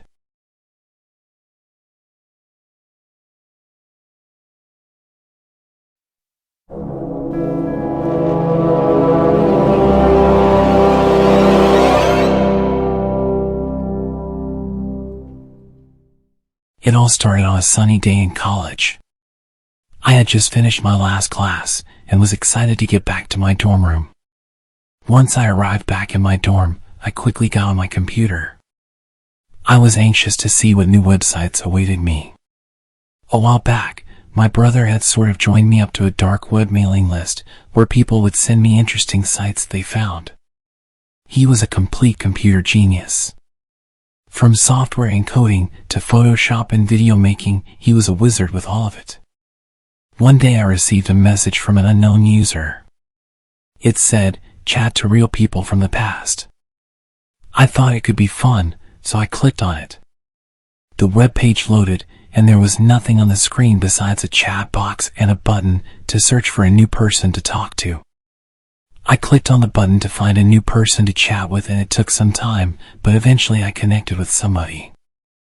There was no text or anything. Then, all of a sudden, I received a message. It read, "Dear friend, I am writing this internet mail to anyone who cares to read it. I am soon to be a father to twins. I hope this mail reaches you in good condition. We're off to see the new Star Wars, The Empire Strikes Back, at the theater to celebrate." New Star Wars. That movie was over 30 years old at this point. This had to be some kind of lame joke, I thought to myself. There was no way a guy in the 1980s was communicating with me. I decided to play along and thought it was all in good fun. Yeah, I wouldn't call that movie new. I watched them when I was a kid. He replied saying, "What are you talking about? The opening night is tonight. You must be thinking of a different movie, unless you live abroad and it came out early there." "No. I'm a college kid in America," I replied. I went on to list every Star Wars movie and TV show that exists since then. "I think you have a very strong imagination," the guy replied. He wrote a long message telling me that they only have plans for a certain amount of movies and that he knows his stuff. He reminded me of my dad. He was a major Star Wars fan. I was fully indulged with the time travel roleplay and told him that I knew a massive spoiler for The Empire Strikes Back. I was respectful enough to ask him if he wanted to hear it, and he confidently replied, challenging me to spoil it for him. "If you've seen the movie, you know which one I'm talking about." He laughed and told me that's impossible, and mentioned that he was heading off to the theater. He stopped replying at this point, so I assumed that the fun little roleplay was over. It was quite wholesome, and the guy really played the part well, speaking like someone who'd only just figured out what email was and with a polite tone throughout. I went about my day, probably studied a bit less than I should have, and had a small chat with my brother. I told him about the guy from the 80s, and he laughed and told me he'll have to check that website out. He was much more nerdy, and he was really into all that stuff. He was a bit on the antisocial side, so the dark web was his happy place. Hours later, I heard a ding. I'd left the website open without noticing. The 80s guy had actually replied. He was going crazy, asking me how I knew about the big spoiler, and speculating that I must have had early access or worked on the film. We had a further back and forth about how I lived in 2023, and I really played into the part about being in the future, teasing him about the technology we have here. Part of me enjoyed the role play, even though that usually wasn't my thing. He asked for my name, but I was smart enough not to give someone on the dark web any details about myself. So I asked what he was called, and I felt my stomach twist when he told me. Alfie Rogers. This was suddenly not a very fun conversation. That was my dad's name. This person obviously had information on me. They must have pinged my IP address, found out my name, and did some basic background research on Ancestry.com and all those other websites that exist nowadays. Alright, you know my dad's name, this isn't funny. What do you want? I asked him, knowing that this kind of thing usually turns into a blackmail attempt or a twisted game. What do you mean? He replied. Still deep in the roleplay. There's no way that you just pulled out a random name, and it happened to be my dad's name, so you know who I am. What do you want? Even as I called him out, he still didn't budge. He confidently asserted that he was called Alfie Rogers and that he was living in the 1980s. He started to list a bunch of personal details to prove he was a real person.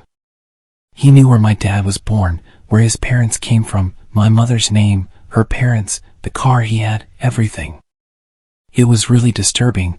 I'm pretty good with computers, so I know just how much information you can get from historical online records, but this was impressively creepy. Whoever it was, they were really good at this, and they must have planned this for some time. I thought about a question I could ask him, something only my dad could really answer. I found the perfect question. We had an old dog when I was a kid, and unfortunately we had no photos of her. Nobody else would know about this dog. There's absolutely no way it was on any database. So I asked him, "Who is Poppy?" "Poppy. That's my dog." "How did you know the name of my dog?" "She's a border collie. She's sat with me right now." "That's creepy. How did you do that?" I started freaking out.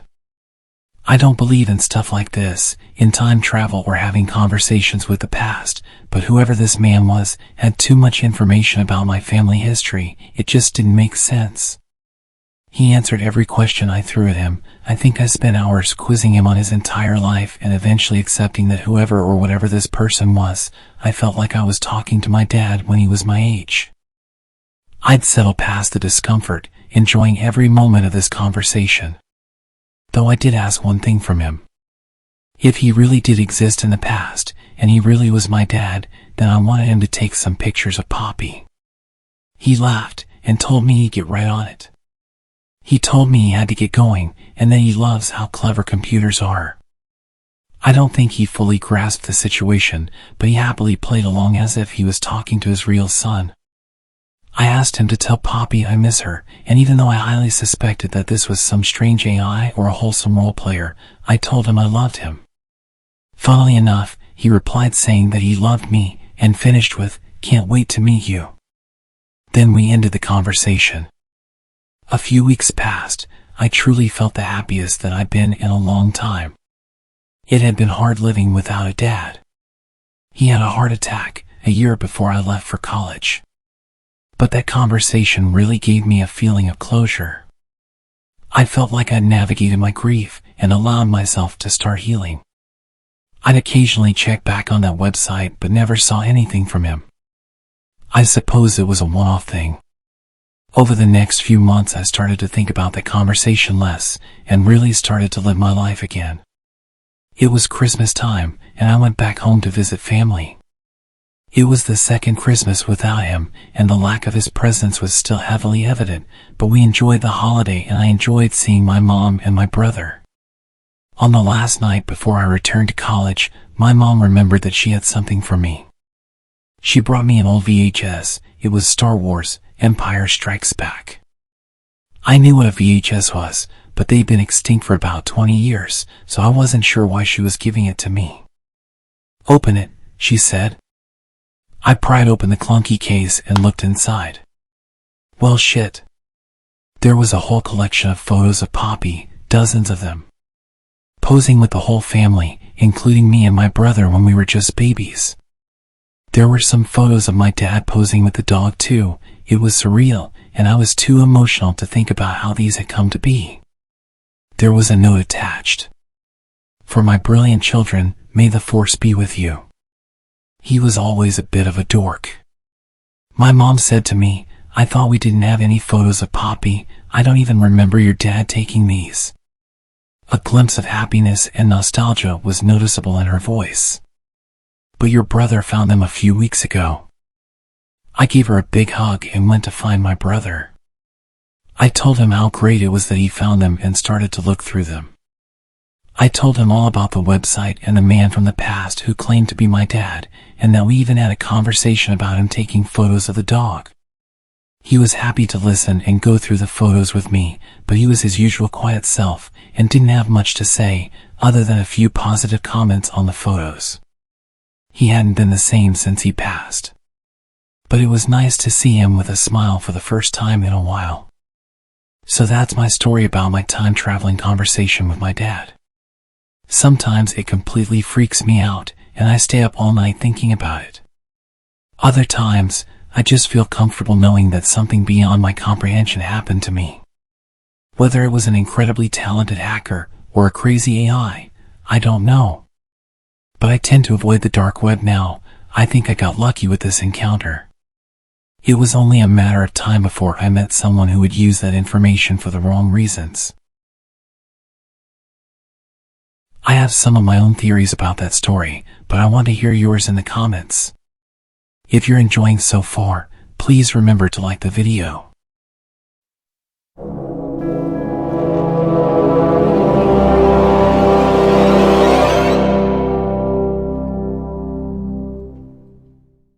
Okay, so before I start, this was many years ago and I don't do this kind of thing anymore.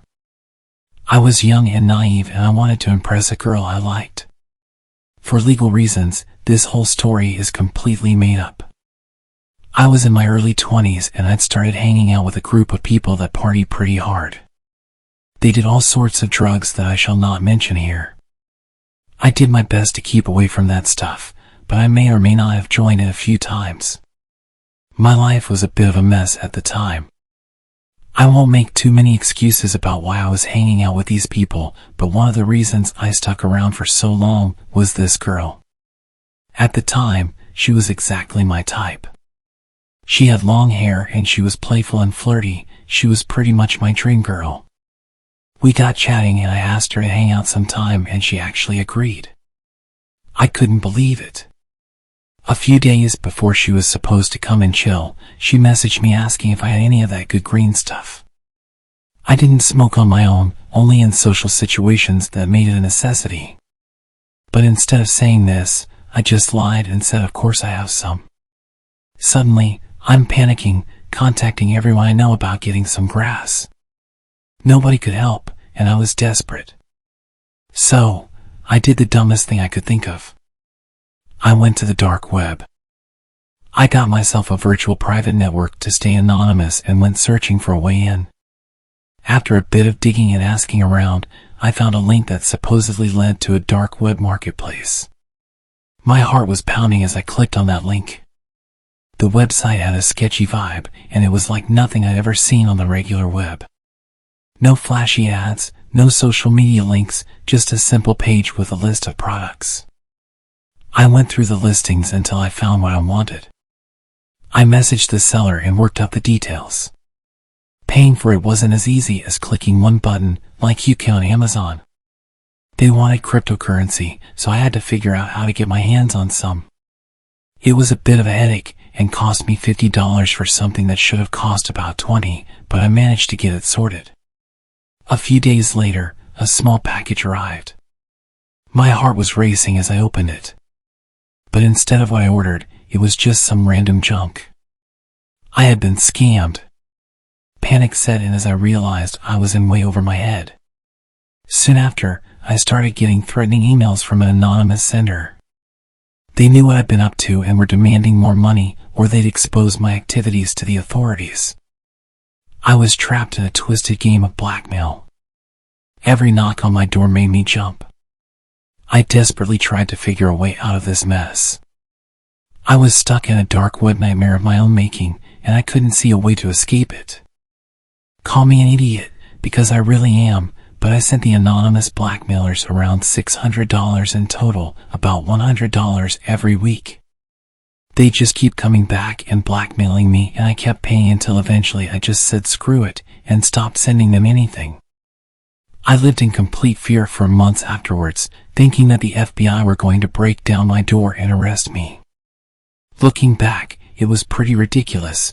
Nobody cares about a guy buying a tiny amount of green stuff on the internet, but my head wasn't quite right. The worst part is that the girl I liked didn't even care. She came over and we had a great night and she didn't even ask about it. So, if there's a moral to the story, other than avoiding the dark web, I'd say don't do drugs just to impress someone. And don't send $600 to people blackmailing you over a misdemeanor.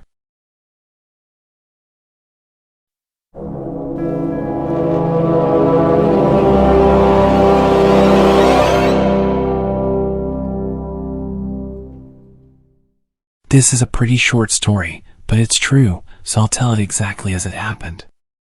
At the time I was a 23-year-old man, I had a history of using the dark web, browsing random sites, ordering some stuff, never really had any issues.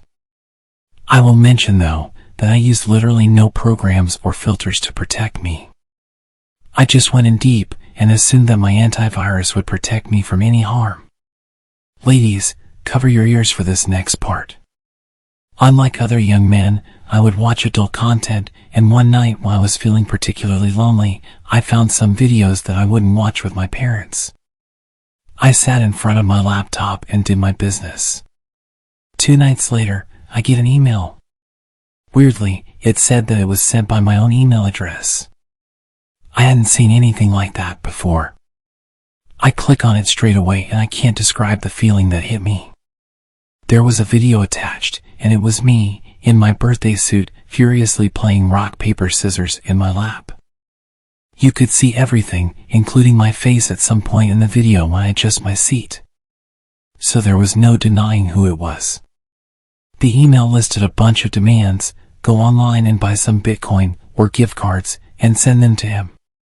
Or the video of me sinning would be sent to my family. The blackmailer had the decency to list the names of my family members, just in case I thought he was bluffing.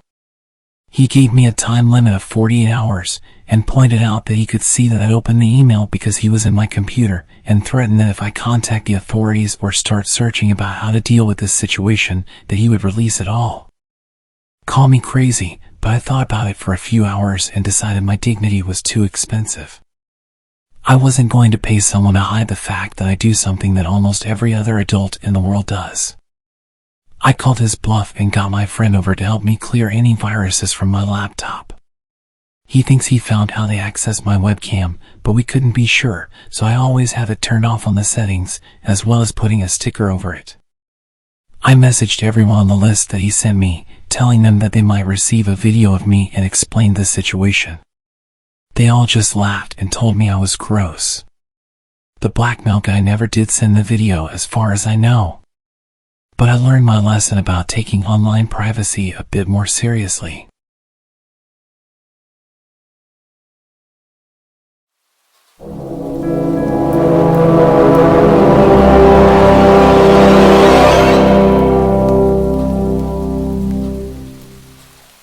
Okay, before I get into the story, there's a few things I need to explain about my country, South Africa, for you to fully understand the story.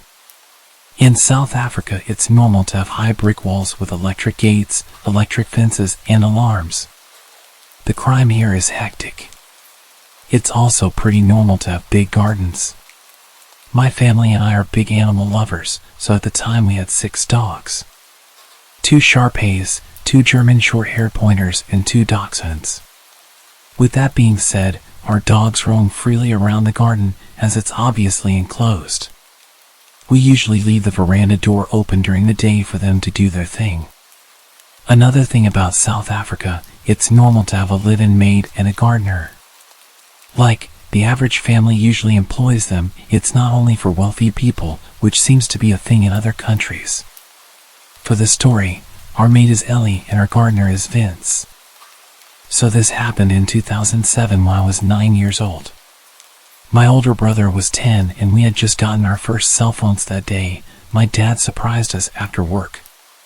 You may think we were quite young to have phones, but it was used for emergencies or to communicate with our parents. Anyways, it's an important piece of info for the story. We don't usually leave our veranda door open at night due to security reasons, but I remember it being a hot summer night that night. So of course, this night of all nights, the veranda door was wide open and the dogs were doing their thing in the garden. My brother and I were in my parents' room setting up our new cell phones, all excited. Ellie's daughter, who was 18, was like an older sister to us, and she was helping my brother and I. My dad was somewhere in the house and my mom was in the bath. I specifically remember the maid's daughter making a comment about how the dogs would not shut up and how annoying it was. That's why I noticed it as well. Sure, they bark, but it was usually the dachshunds that yapped when the bigger dogs just chilled. Plus, it would only happen for a few minutes, then they'd get over it. Something was different that night, as even the bigger dogs were barking non-stop. My dad appeared in our room and mentioned to us that he also noticed the dogs' incessant barking and he was going to check if everything was okay. No alarm bells went off in my head, and I don't believe my dad thought anything was amiss either, because my brother asked to investigate with him and my dad agreed. I was obviously too engrossed in my new Sony Ericsson. My dad said he had a terrible feeling because of this and because of how out of character the dogs were acting. He called after them. They usually come running, but tonight they all seemed to just look at him. They then turned back around and continued going crazy at this dark corner down the steps. My dad told my brother to go back inside the house and get a torch, sort of using it as an excuse for my brother not to come with him because of this off feeling. When my brother went back inside, my dad slowly approached the steps. He noticed how the dogs seemed to be snapping at whatever it was, hiding just out of view in the darkness. As he got to the steps, he noticed the lamp was smashed. Confused, he inched to the steps, and just as he realized what was happening, it was too late. My dad, being an ex-vet and avid hunter, felt something cold against his temple and immediately knew it was a gun. 4 men in balaclavas stepped out of the darkness, all armed. Shocked, he stood frozen on the steps. The man holding the gun to his head was instantly aggressive and asked him where my brother was. He said that he saw my dad come out with my brother, but my brother went back into the house. My dad said something came over him, and before he knew what he was saying, he responded by saying he's gone inside to press the panic button. As he said it, he saw how all of these guys started to panic. They started speaking in an African language called Zulu, assuming my dad couldn't understand because it's not common for white people to speak it. But my dad had actually grown up on a farm where he learned it fluently because of the farm workers. The aggressive guy holding the gun said, in Zulu, "Shit. The cops will be here any minute. Let's just kill this guy, grab what we can, and leave." The others seemed apprehensive, and a smaller guy seemed really on edge and continued to say how he can't go back to jail again. And they need to get out of there before the cops show, which would be any minute. He was panicking. My dad then took advantage of this guy's fear. My dad interrupted them, speaking English, pretending to not understand what they're saying, and said that we usually have armed response vehicles that drove in our area, and since my brother pushed the panic button so long ago, they'll probably be here any second. And that did the trick. My dad watched as their plan unraveled before them. The smaller, scared guys started freaking out all the other guys, saying that they need to leave ASAP, or else they'd be caught. He seemed to make the others more nervous and lose confidence until they started full-on bickering amongst themselves. Their plan was slowly turning to shit, as a third guy had put it. The aggressive guy pointing the gun to my dad's head slowly lowered it as they started fighting, losing focus on my dad and shifting his focus onto his crew. My dad then used this as an opportunity to slowly back up the steps and turn to dart towards the house. As luck would have it, as my dad ran into the veranda door, my oblivious brother was heading out with a torch. My dad scooped him up under his arm and sprinted into the house, not even closing the door behind him. Silly, but I think he just wanted to get my brother inside as quick as possible without even thinking. The maid's daughter and I were obviously also oblivious to everything when my dad rushed through the bedroom door, slammed it shut, and told us to go upstairs into the attic. There's 5 guys outside with guns. They're here to hurt us. Get upstairs now. My heart sank.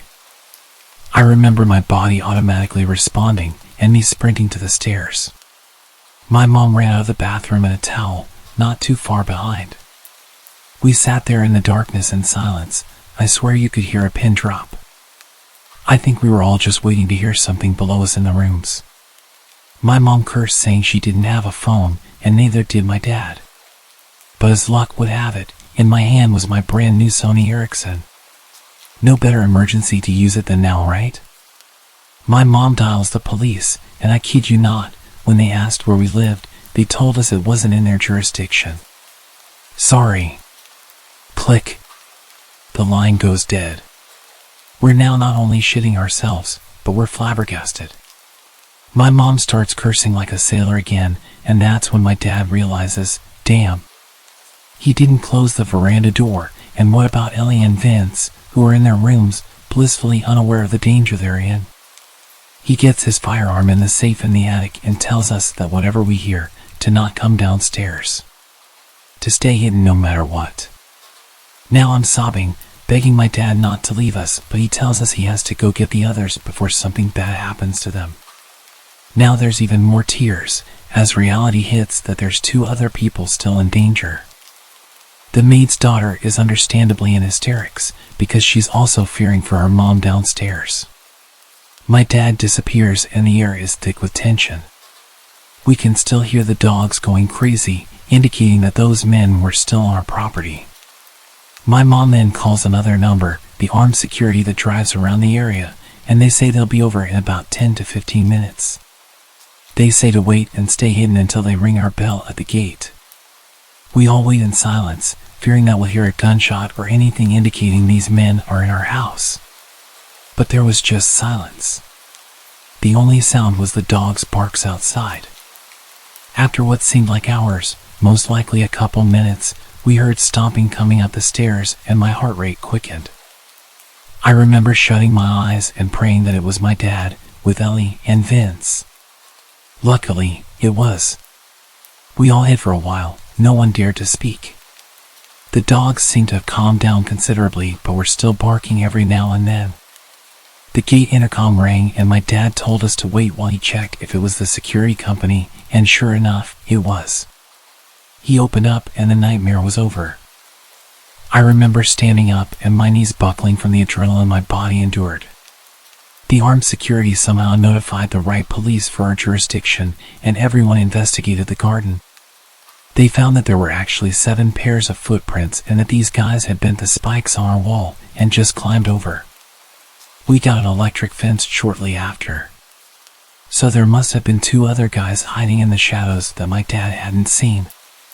Which is actually creepy in its own right. South Africa's violent crime is quite bad, and it's sickeningly common for torture and other terrible things to happen during home invasions.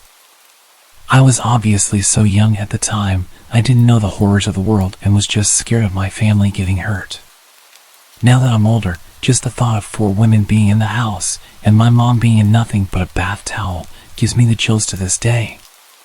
The cops said the fact that there were so many guys, instead of like 1 to 3, indicates that these guys possibly had sinister intentions.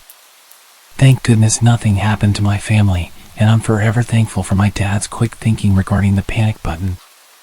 Also, I'm so glad my dad understands Zulu and could manipulate the situation to benefit us.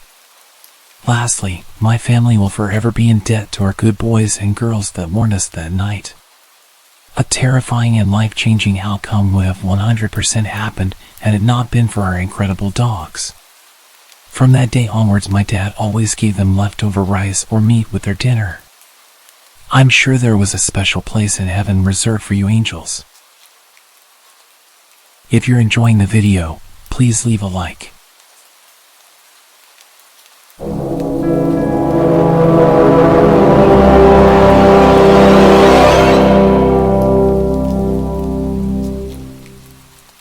Hello. I'm a 20-year-old French girl. I'm sorry in advance if there are any mistakes, hope you can understand me. To set the context, I live in a suburb in a small residence with 6 houses. My gate is often broken, and most of the time it's wide open, giving easy access to our small courtyard. My house has 1 floor with 4 bedrooms, including mine. Downstairs, there's a guest bedroom which we use as a treatment room due to my health issues. It's where we keep all the equipment and medicines. I also have a dog who means the world to me. He feels everything and even senses my epileptic seizures before they happen. He can even tell when the nurses are arriving by the sound of their tires in our yard. He never barks unless there's a problem. A nurse visits me 4 to 5 times a day for treatments, including infusions. This is an important part of my story. One morning, as usual, my nurse, Sandra, arrived at 8 a.m. She administered my treatment, and we chatted like we always did. After about 40 minutes, she left, saying she might be a little late next time, but I shouldn't be worried. That day, my parents were at work, and I had a medical appointment in the morning. I was home alone, except for the nurse's visits every 4 hours. When I returned from my appointment, I sat on the sofa with my dog while waiting for the next nurse. When I heard tire noises, I thought it was Sandra arriving a bit early. My dog started growling, which was unusual. I looked at the time, 11:50 a.m. I assumed Sandra might have switched with the previous patient, as she sometimes did. I heard a knock and I went to the door. I saw a young woman I had never met before. She introduced herself as Camille, a 3rd year at nursing school, and explained that Sandra had sent her to prepare my treatment. I wasn't suspicious. I was used to students coming over. But I was a bit surprised because Sandra usually informed me in the morning or sent a message. Also, she never left a student alone on the first visit. I led Camille to the treatment room and showed her the way. While she washed her hands, my dog's behavior became strange. He growled as she approached me and circled me, so I decided to leave him in the living room and close the door to keep him calm. I didn't pay much attention to what Camille was doing. I was on my phone at that moment. Then, I noticed she was preparing a syringe rather than using the pre-made saline syringe as usual. I glanced up and saw that my treatment ampoules were untouched, but I had heard the distinct sound of ampoules breaking. Something felt off. As she approached me with the syringe, I received a message from Sandra saying she'd be there in 5 minutes and asked me to start setting up the equipment. I made up an excuse, telling Camille that I needed to use the restroom and left her in the treatment room. My dog kept barking and growling. When I reached the toilet downstairs, I sent Sandra a message telling her about the woman, and she had no idea what I was talking about. I was terrified and started crying in the bathroom. Camille came to check on me and asked if everything was okay. I assured her it was, and that's when I heard the front door slam shut. 2 minutes later, it reopened, and I heard Sandra's voice. I left the bathroom, still crying, and Sandra asked me what had happened. I explained the situation and showed her the treatment room. We called the police, who arrived, examined the evidence, and took samples from the syringe and other items prepared by Camille. The test results were shocking. The syringe contained a paralyzing substance, enough to paralyze a 120 kilograms man, and the IV contained a highly concentrated medicine that could have stopped anyone's heart. To this day, we don't know who Camille really was. Thankfully, I never heard from her again. She had stolen all my opioids but left my tablet and computer untouched. Looking back, I realized my dog had sensed Camille's ill intentions.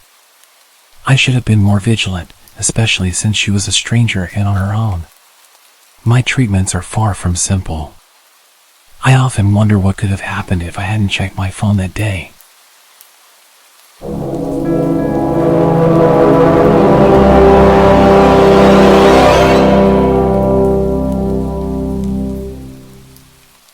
I had blocked this story from my memory until my girlfriend reminded me of it a couple days ago.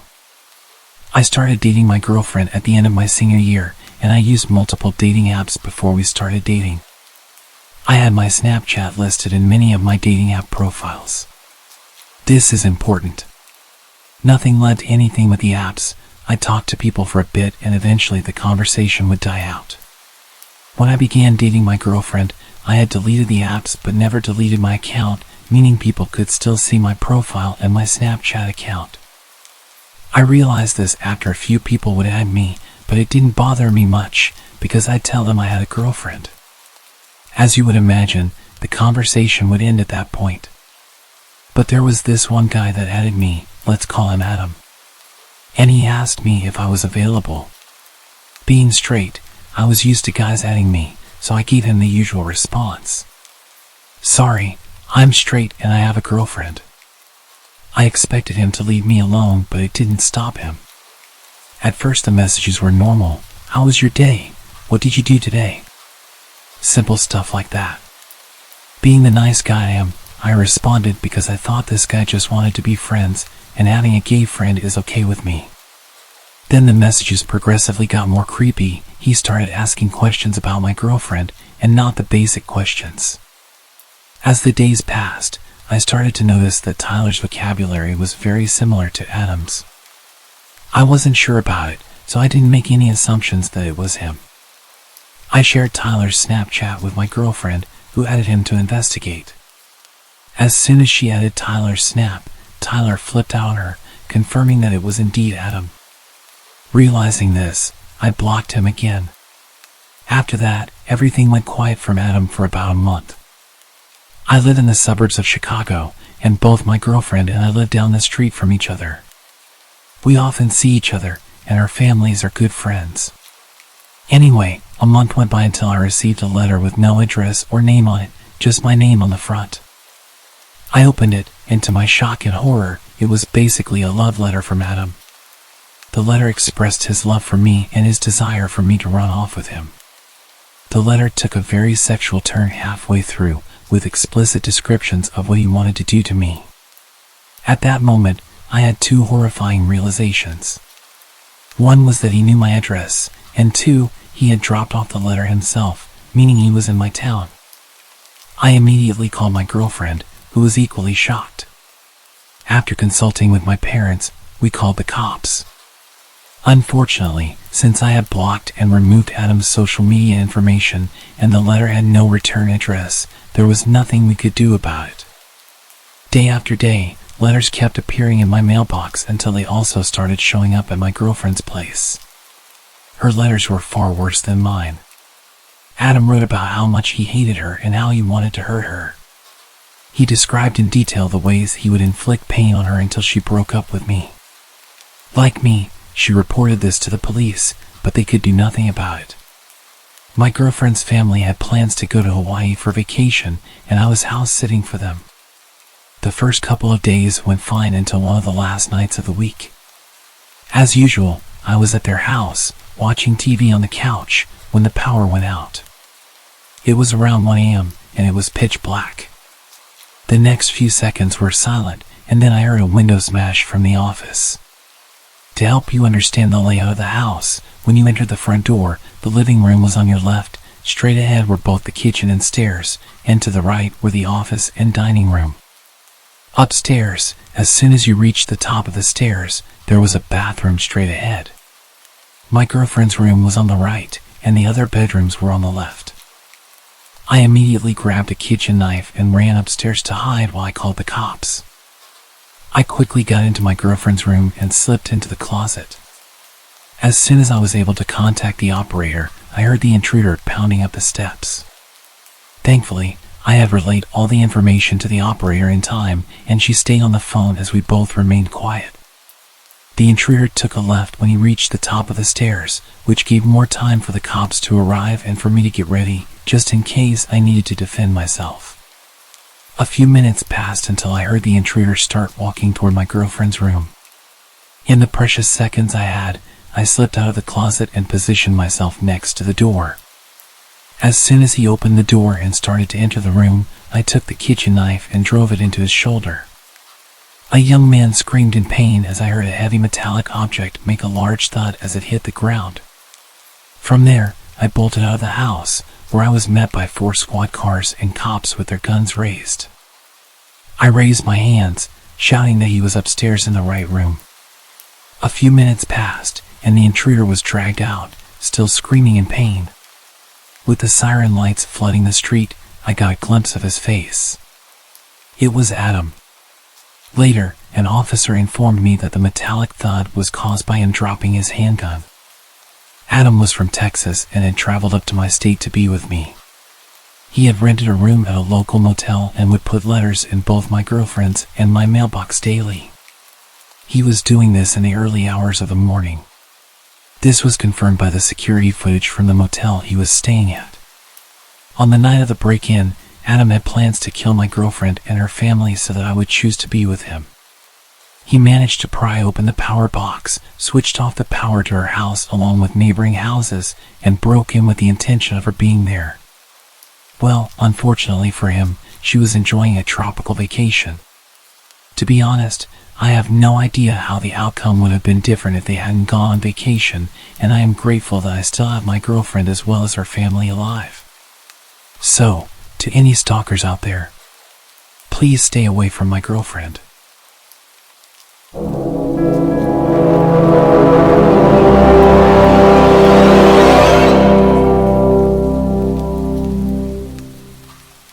This happened to me over a decade ago, but I will never forget the feeling deep in my chest. Both that night and the next morning when the true nature of the situation became apparent. It was late December in a small Texas town. We just received 5 inches of snow earlier in the morning. I can't remember what time it was. All I remember is it was dark outside, and I was playing in my room. It's important to note that my room was made up of 2 parts, a mudroom with a door leading out front, then my actual bedroom. The door was an older style wood door with all the old hardware, and had a window on the top half. It had a window shade, but that wouldn't stop anyone from looking in if they wanted. My room was the frontmost, with my parents' room being in the back of the house. I was in my mudroom playing with my Hot Wheels when I felt something weird. Like someone was watching me. I was facing the door at this point and looked right up at the window. I was trying to focus on the little openings left by the window shade, staring for any reason to feel unsafe and run. After a while, I was sure that there was nothing, so I went back to playing. A few minutes later, I got the feeling again. This time I didn't look at the door, but instead moved so that my back was now to the door, hoping that it was all in my head. Just then, the most terrifying thing happened. There was a noise at the door, like the doorknob had been touched. I was still turned around. I was completely frozen at the metal sound of the doorknob. It was moving. I didn't know how or why, but it was moving, slowly turning, testing the lock. I wanted to move, but I was frozen. It was like someone glued every joint in my body. My chest felt like a car was parked on it. My parents had been in the shower, all the way at the back of the house, leaving me at the front all alone. The only room lit up was mine. Suddenly, the knob was not being gently moved, someone was turning it with force. This door was one that had to be locked from the inside, so the knob could turn and open freely. Luckily, there were 2 deadbolts. Whoever was on the other side just figured out the knob was free to open. As soon as I heard it turn all the way, I sprung up to the wall about 5 feet from the door, my back to the wall. The door fell silent. I found myself glued to the wall, unable to move. Then, the knob turned slowly. I remember watching, waiting for it to turn all the way. When it did, whoever was on the other side started trying to budge the door and pry. At first, it was easy going, but then they started pounding into the door with their foot. They got only 2 kicks in when I unfroze and screamed for my life. I sprinted to the back of the house to get my parents. They asked what was wrong, and I said someone tried to break in. They ran over and checked, not bothering to look outside, which I pleaded them to. They just said my imagination was running wild and it was an animal or the old age of the house. They took one final look in my mudroom, not bothering to investigate any further. I was told to go to bed. It took me hours. I don't even remember falling asleep. All I remember is staring at the door from my bed, never taking my eyes off the doorknob. Suddenly, I was woken up by my parents, who were obviously distressed and seemed to be scared. My mom grabbed me by both shoulders and got right in front of me.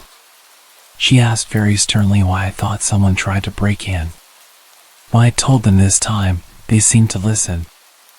I was worried how serious they were as they asked me about everything. When I was done, they said they had to show me something. They took me to the front door and out to the front yard, pointing to my door near the driveway. You could clearly see the boot prints in the snow, walking along the street through our yard and straight to my window, then my mudroom door, where I had been playing the night before. The police showed up and took a report, but nothing ever came of it. I was never able to sleep well in that house. I can never forget what it felt like as a child to go through this and not have my parents believe me. I'm just glad I was not home alone and very thankful for that strong door. If you're a fan of the video, please subscribe. I always love reading your opinions in the comments.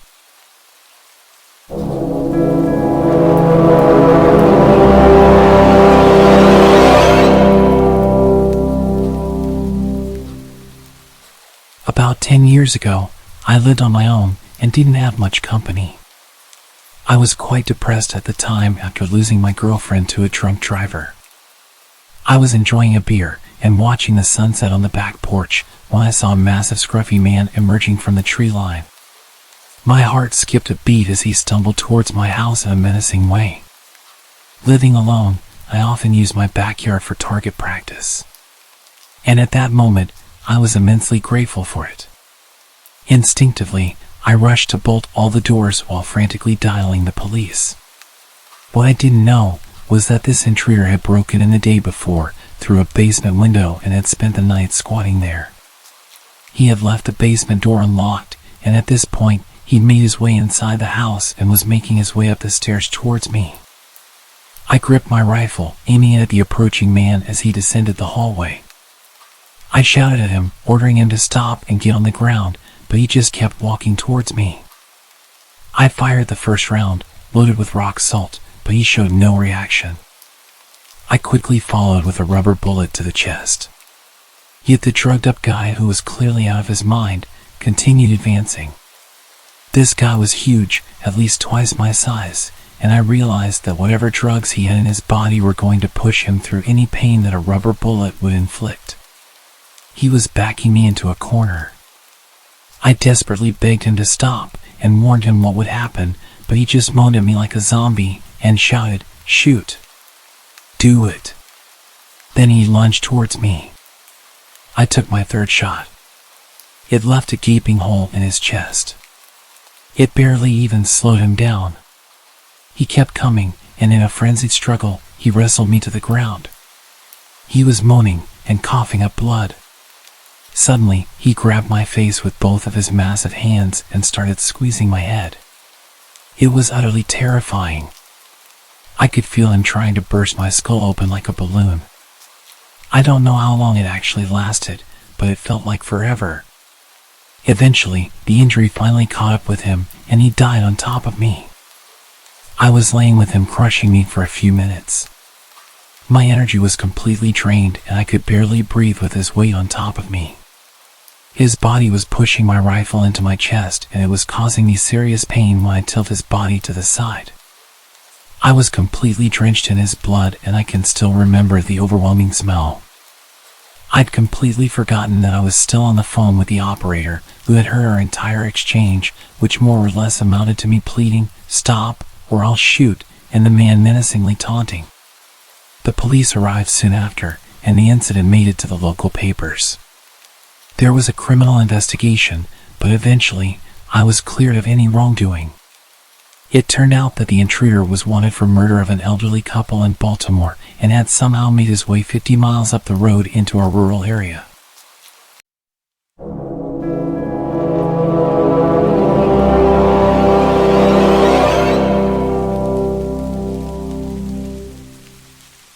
Many years ago, I used to work the night shift at a hotel in Myrtle Beach, South Carolina. During the season, it wasn't too bad, mostly families and tourists. We had on-site security back then.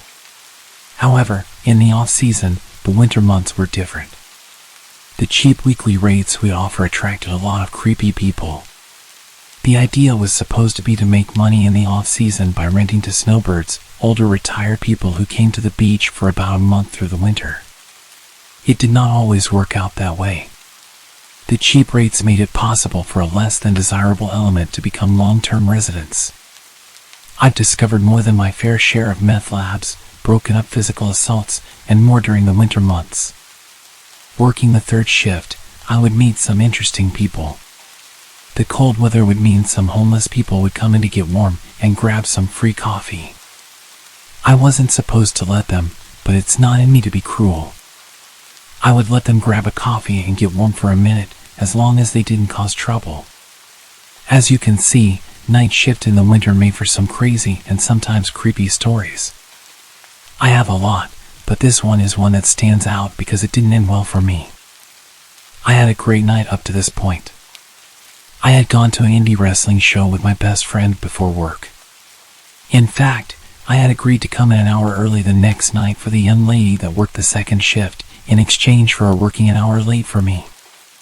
Ironically enough, I met Terry Funk that night, a wrestling legend known for his hardcore matches. Little did I know I was about to experience this kind of violence for real. I was supposed to be there at midnight, due to her working over an hour for me. I normally came in at 11 p.m. I counted the register, and she briefed me on her shift as to what had happened, as per usual. As she was leaving, my friend Andrew arrived. He worked second shift maintenance at this hotel, and the other two hotels our company owned. He would regularly stop by after work, go grab us some food, and we would play World of Warcraft on our laptops after eating for a while since business was slow. He was just getting my money for the food, getting ready to leave. I was excited, telling him about how much fun I had at the wrestling show and showing him my Terry Funk t-shirt that I was so proud of. I was just walking into the back office to put the shirt up when I heard the doorbell indicating a customer had entered.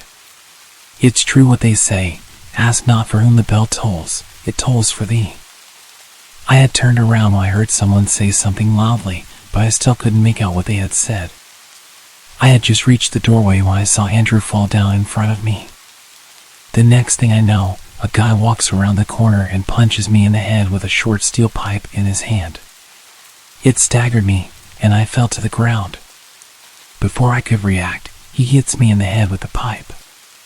I suddenly heard another guy that I hadn't even noticed. He was panicking because he thought that one of us had ran to get a cop. They left out the door. I was finally able to get to my feet. I tried to call the police from the phone in the back office, but it was having issues.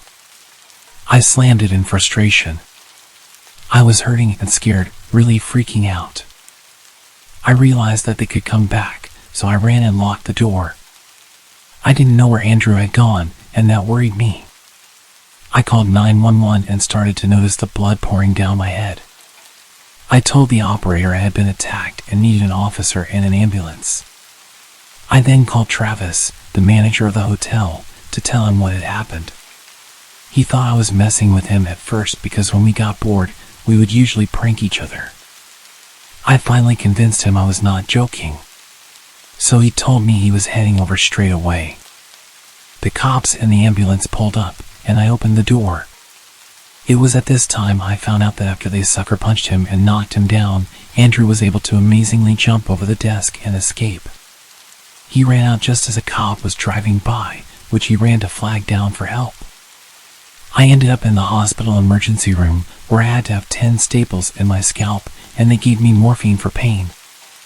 I had no way to get home after being treated, but the doctor and nurses took pity on me and paid for a cab.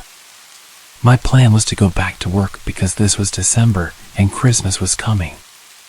I had 3 kids and needed all the hours I could get. When I got back to the hotel, the IT guy Ted was there with his wife Barbara, who also worked at the front desk. She was shocked to see me. She thought I would still be in the hospital. I thought I had only been hit in the head once after being punched. But the video which Ted was pulling for the police showed a different story. After I went to the ground, the guy had hit me not just one time, but 10 times in total. I kept trying to grab the pipe and get up, for some reason. I do not remember that. I guess I was knocked pretty hard. He kept punching me and hitting me with the pipe until his friend told him that Andrew got away and then got the cops. The 2 of them then ran out. I was given a room at the other hotel. And Ted and Barbara gave me a lift there as I was in no condition to drive due to the morphine. They also gave me a paid week off to heal. They switched me over to the other hotel on the night shift for a month, just in case they were after me in particular. We never found out why they chose to attack me. The police thought it might be a failed strong-arm robbery due to Andrew getting away and me not just going down. Not knowing why they attacked me really shook me up. Even though I was at our other hotel when I came back to work the night shift, I was still nervous. I tensed up every time the door chimed. I couldn't afford to quit. As I said, I had 3 kids I was supporting. They never caught the guys as far as I know. A detective stopped by about 2 months later when I was working the second shift. He showed me several mug shots and asked me if any of them looked familiar. I never got a great look at them as it all happened so fast. I had seen the video, which wasn't the best quality. Even so, 2 of them looked very familiar. I pointed them out, and he asked me how sure I was. I told him honestly, like 85%. He then yelled and asked me if I wanted someone to go to jail for attempted murder on 85%. I was stunned into silence. I was the victim. I was attacked for no reason, and he is yelling at me like it's my fault. I was too busy being attacked to get a good look at them. I no longer work at a hotel on the night shift, and I'm glad, because it's just too dangerous in this area. Night shifts at hotels can be risky, and after my terrifying experience, I decided it was time for a change. For a while, the memories of that night haunted me. The feeling of being so vulnerable, the pain from the attack, and the lingering questions about the attacker's motives all weighed heavily on my mind. But over time, I began to heal, both physically and emotionally. I found a new job with better working hours and conditions, which provided me with the opportunity to spend more time with my kids. The sense of safety and security that had been shattered during that fateful night gradually returned. Life moved on, and I left the hotel industry behind. I learned that sometimes it's necessary to prioritize your well-being over financial concerns. My new job allowed me to support my family while maintaining a more stable work-life balance. I never did find out what motivated the attackers that night. They remained at large, leaving behind a trail of questions and unresolved mysteries. However, I chose not to dwell on the past, but to look forward to a brighter future. Though the scars on my scalp served as a physical reminder of that harrowing night, they also symbolized my resilience and ability to overcome adversity. It was a chapter of my life that had come to an end, and I was determined to write a new, safer, and happier story for myself and my family. Please remember to like the video if you're enjoying the stories, leave a comment about your thoughts, and subscribe if you haven't already.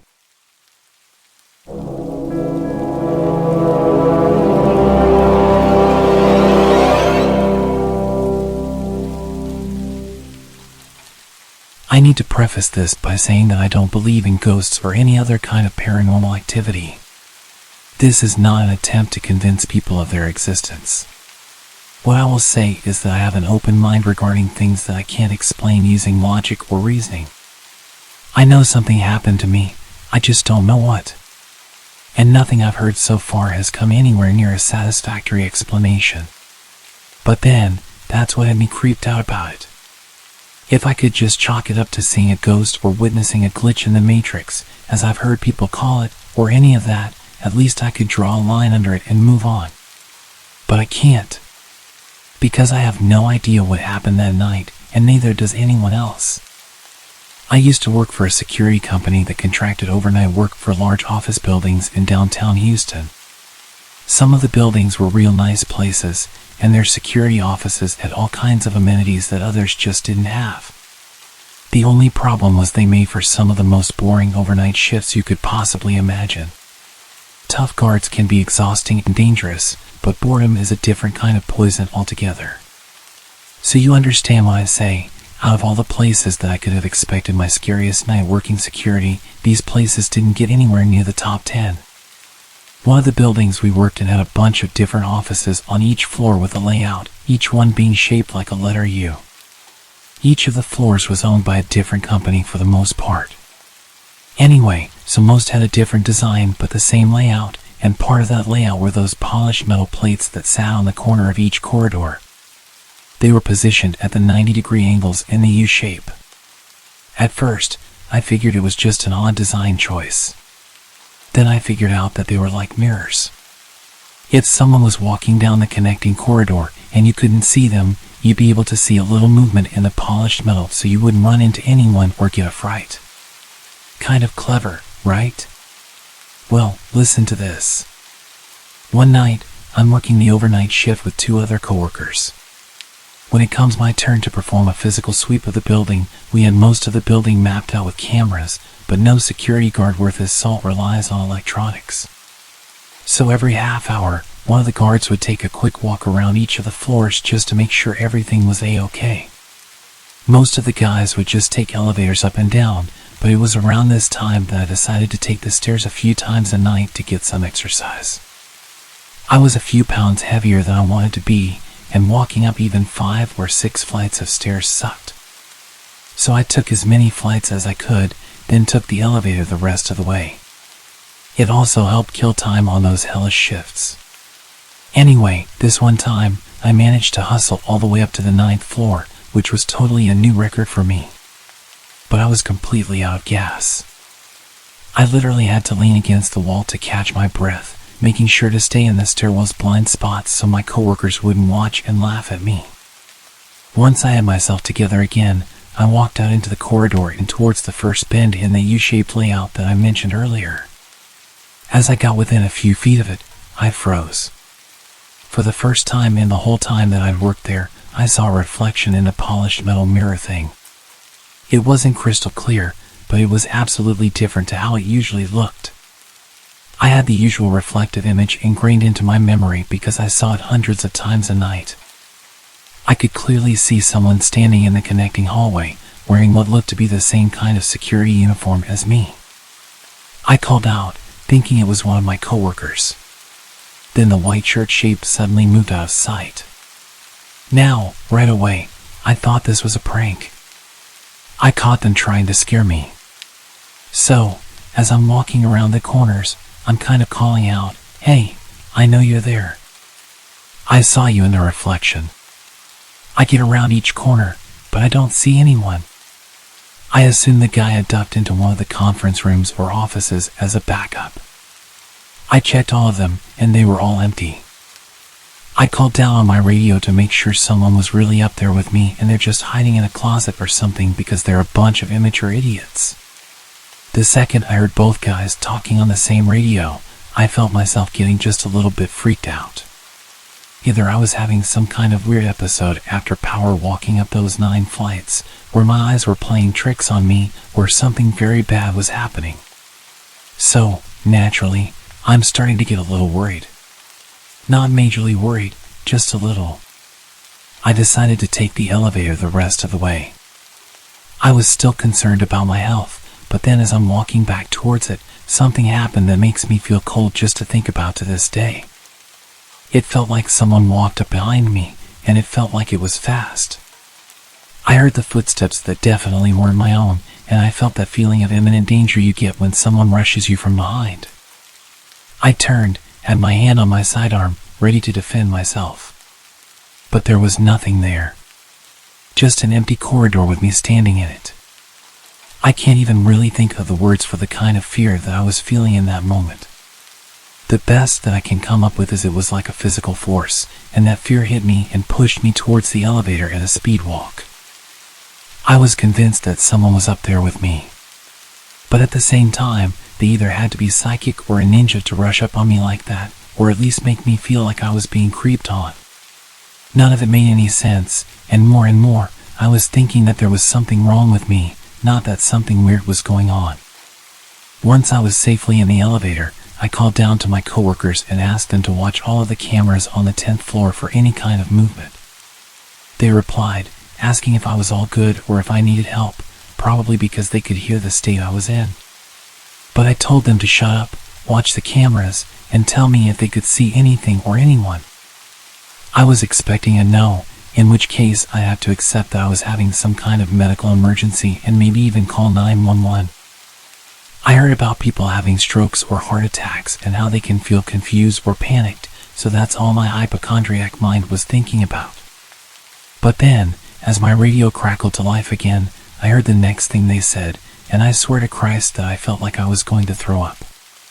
My coworker came back with, "Yeah, there's someone up there with you. We're headed for the elevator right now." I sent it down to the ground floor, and if I'm being honest, I was weirdly relieved. I wasn't about to have a stroke, and I wasn't going crazy. There really was someone up on the 10th floor, and they were about to get messed up for scaring the living daylights out of me. We swept all the rooms together, calling out to this potential intruder the whole time, saying things like, "Come on out, and you're only getting trespassing," and even saying things like, "This is a heck of a way to get yourself shot." We were just bluffing, and it wasn't a huge issue that we didn't find this intruder. They could have easily used the stairwell to escape to another floor. But instead of going and hunting them down, we just headed back down to the security office, watched the cameras, and waited for the real cops to show up. On the way back to the office, I asked my coworker what exactly he'd seen on those security cameras, and it turns out he hadn't seen anything definitive, just enough blurry movement on the edges of a monitor to know that someone was definitely up there. And they seemed like they knew where the camera's blind spots were. This is what really sent alarm bells ringing for my coworkers. Stuff like that suggests someone has cased the place, done a little recon in the daytime, possibly disguised as a client or employee. They'd know where to go to get whatever they'd come for, as well as how to get there without being spotted straight away. A lot of people have asked me how this person could have gotten into the building in the first place, and didn't that bother me at all? The question did bother me, but we're not trained to waste time thinking about how. We're trained to react to intruders as and when they occur, to focus on either locking them down for the cops or getting them out of the building without anyone getting hurt. You focus on the how afterward. In the moment, you focus on the intruder. Anyway, we watched the cameras, called the cops, and tried to work out where this intruder could have gotten to while avoiding all the security cameras. We stared at the cameras for maybe 15 to 20 minutes before the cops showed up, and we didn't see any movement. When the cops arrived, we helped them sweep all the floors and offices to make sure no one was around. They were pretty thorough about it, opening up closets and checking under desks. But still, we found no one.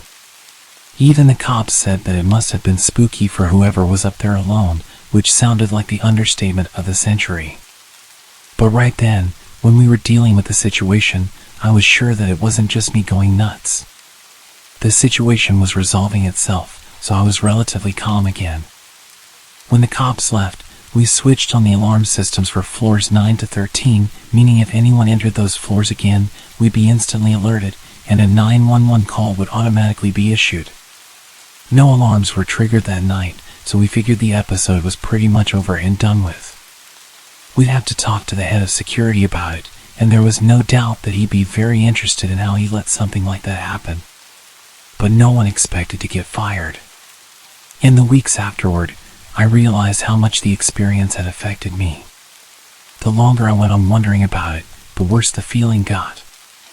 I thought I had put it behind me, but it turned out to be a major error in judgment on my part. Or maybe I just ignored my feelings. I thought about what could have made those noises and reflections. What could have given me that feeling like someone was rushing up behind me? After thinking about it for long enough, I decided that I didn't want to work there anymore. When I was told that I couldn't pick and choose which guard shifts I was on, I was left with no choice but to seek employment elsewhere. I'm not afraid to admit that I was scared of whatever happened up there. Rather than going down some crazy rabbit hole trying to explain it, I thought it was better just to walk away and start fresh someplace else. It's never happened again, nor anything like it, but you can bet your bottom dollar that if it does, I'm out of there.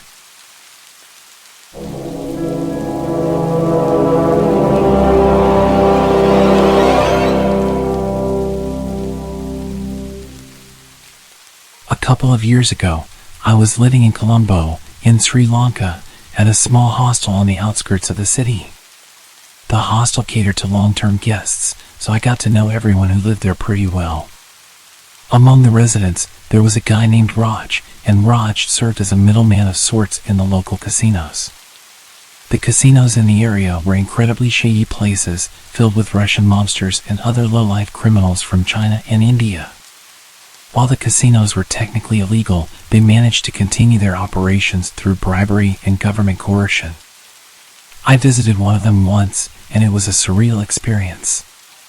Now, my friend Raj's job was to take online bets from Indian clients and then place those bets physically in the casino. Essentially, he played with their money and acted as the intermediary, allowing individuals to play from another location. He participated in some high-stakes games, handling large sums of money for some powerful people. It was a recipe for disaster waiting to happen. One night, Raj messed up big time. One of his clients managed to gain access to his online system and stole all the money his other clients had deposited to play with. The amount stolen was significant, with some losing well over $50,000, a fortune in this area. We only found out about the theft after Raj's sudden disappearance, and we discovered a cryptic note left in his bed, saying, "It's sad, don't look for me, I'm leaving." Among other things. The guy had vanished overnight. We filed a police report and waited to hear anything. After a few days, the police returned to the hostel, asking if someone who knew Raj could join them. The locals in the hostel were afraid to go with the police, so I volunteered. They took me to their headquarters, leading me to the back where I was shown photos of a body cut into pieces. It was Raj, brutally dismembered and dumped into the nearby sewer canal by an unknown assailant. They brought me there to identify the body, but they never found out who was responsible for this gruesome act. The images from those photos have haunted me, and I'll never forget them. I left the hostel shortly afterward. Raj might have been involved in some shady activities, but he didn't deserve such a gruesome fate. don't forget to like the video. Thank you for your support.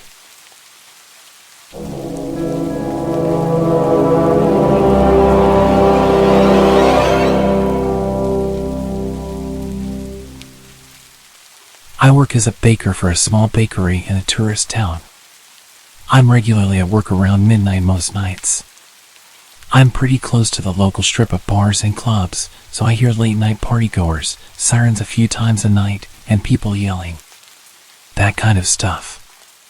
The weirdest story, which started out creepy but didn't end that way, was when I opened the door around 4 a.m. to someone knocking. The only reason I opened the door is because my boss had literally just texted me saying we might be getting an early delivery, so I thought it was that. I opened the door and no one's there. I glanced around, thinking they knocked, and ran back to their truck to start unloading.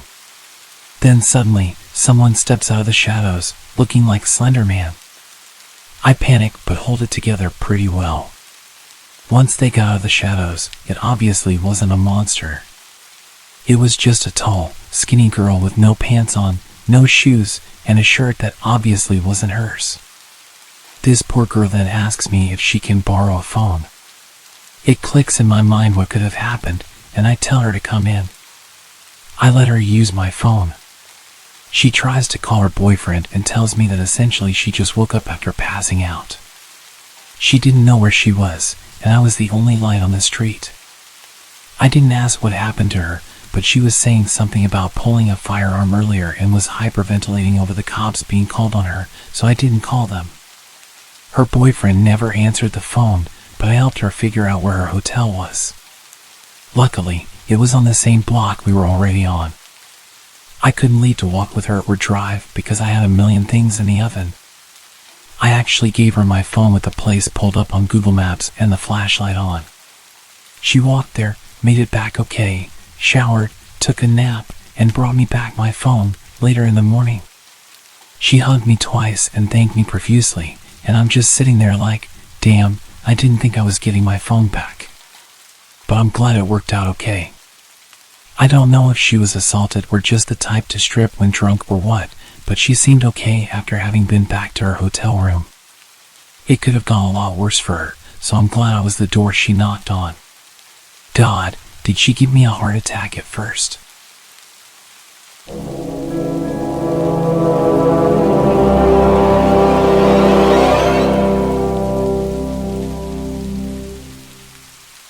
A few years back, when I was doing any work I could get, I took up this gig at the 24/7 Walmart.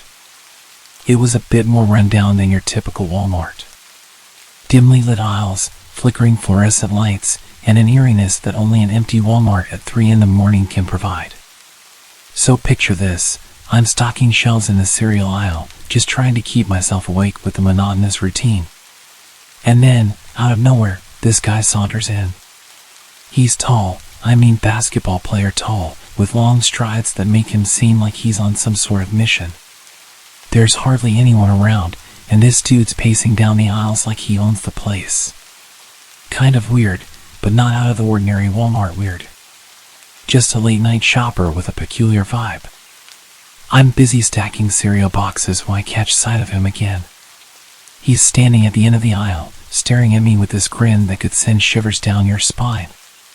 The lighting's wonky, casting these creepy shadows that don't help my nerves. Before I can even process what's happening, he's right there, right in front of me. Close enough that I can smell the alcohol on his breath. He shoots me this look, like he's got the juiciest secret in the world, and then he says, "I've done something very naughty." What the hell? I try to laugh it off, brush it away with a nervous chuckle. But he's not having it. He keeps staring, that grin still plastered on his face. It's late, it's quiet, and the place is kind of creepy already. But this guy, he's turned it up to 10. He starts following me, aisle after aisle. Every time I turn around, there he is, watching and grinning. It's like he's playing a twisted game of hide and seek, and I'm not even a player. More like the unwilling target. I try to go about my work, but I can feel his eyes on me, like they're drilling holes into my back. Then, out of nowhere, he starts humming this tune. It's faint, just under his breath, but it's off-putting as hell. I can't put my finger on where I've heard it before, but it's that famously creepy whistling song. I decide to take a breather and head to the break room. Maybe I can shake him off and catch a few moments of normalcy. My coworker's in there, and we're shooting the breeze about assignments and exams, trying to keep things light. But the whole time, I can't shake the feeling that I'm being watched. And guess what? I was right. I spot him at the entrance to the break room, just standing there, staring right at me. I freeze, and I swear the room got colder in that moment. I point him out to my coworker, and when he turns around, the guy's vanished. I glance at my coworker. I couldn't read his expression. I ask him, "Did you see that?" He looks at me. The confusion is obvious in his eyes. See what? Clearly he saw nothing. I realize that he missed the entire encounter. It was only me who saw him. I run my fingers through my hair, feeling a mixture of paranoia and frustration. "Never mind," I mutter, dismissing the topic. Maybe I'm just letting my imagination get the best of me. It was late and I'd not slept properly in days. My coworker's not as intrigued as I am. He's focused on the task at hand, more interested in getting his work done than in delving into whatever nonsense I was talking about. We head back to our posts, and I'm still rattled. I can't shake the image of that guy's grin. Hours pass, and I try my best to concentrate on my tasks, but the unease is a constant presence in the back of my mind. I keep glancing around, half expecting him to reappear. That creepy grin plastered on his face. And then, out of nowhere, he's back. My heart skips a beat, and my hands tremble. It's like a nightmare come true. He's standing there, that same grin on his face. My breath catches in my throat. Before I can even react, he's sprinting towards me, his steps quick and purposeful. Panic surges through me, and I freeze. What does he want? My mind races, but my body's paralyzed. He grabs me and easily picks me up. He starts shaking me and shouting in my face. And then, as if from a distance, I hear a shout. My coworker's voice cuts through the fear. "Hey, what's going on?" He's running towards us, his footsteps echoing in the aisle. The guy releases his grip on me, his attention shifting to my coworker. And in that split second, I find my voice. I scream as loud as I can and start beating on the guy. My coworker arrives, his presence enough to make the guy hesitate. He turns and bolts, disappearing down the aisle. I'm left shaking, my heart pounding. My coworker rushes to my side. He looks seriously concerned. "Are you okay?" he asks me. I nod. I'm completely out of breath from the screaming. We're both shaken, both trying to make sense of the madness that just unfolded. We call the police, and as we wait for them to arrive, I can't help but replay the encounter in my mind. What was that guy's deal? Why did he attack me? The police arrive and we recount the bizarre events. They search the area, but the guy is long gone. I tell him what happened and try to describe just how creepy and weird he was, and I mention that he said he'd done something naughty that night. Suddenly there's like 4 more cop cars pulling up, and they're taking this real seriously. My manager sent me home for the night and told me I didn't have to come in tomorrow. I checked the news the next day and saw that there had been a hit and run nearby with a suspected drunk driver killing a family of 3. The description of the suspect was almost exactly the same as the guy who attacked me. What the hell was this guy's problem? As far as I know, they never found him. I check the news occasionally just to see if he comes up, but I've not seen anything since.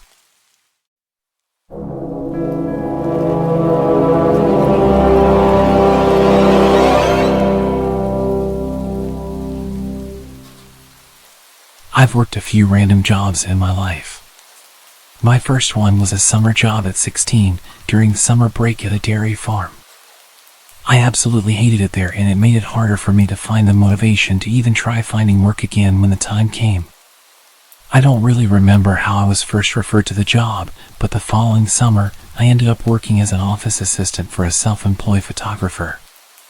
My parents knew her because she used to be a member of their church, and my sister attended her 4-H program when she had it.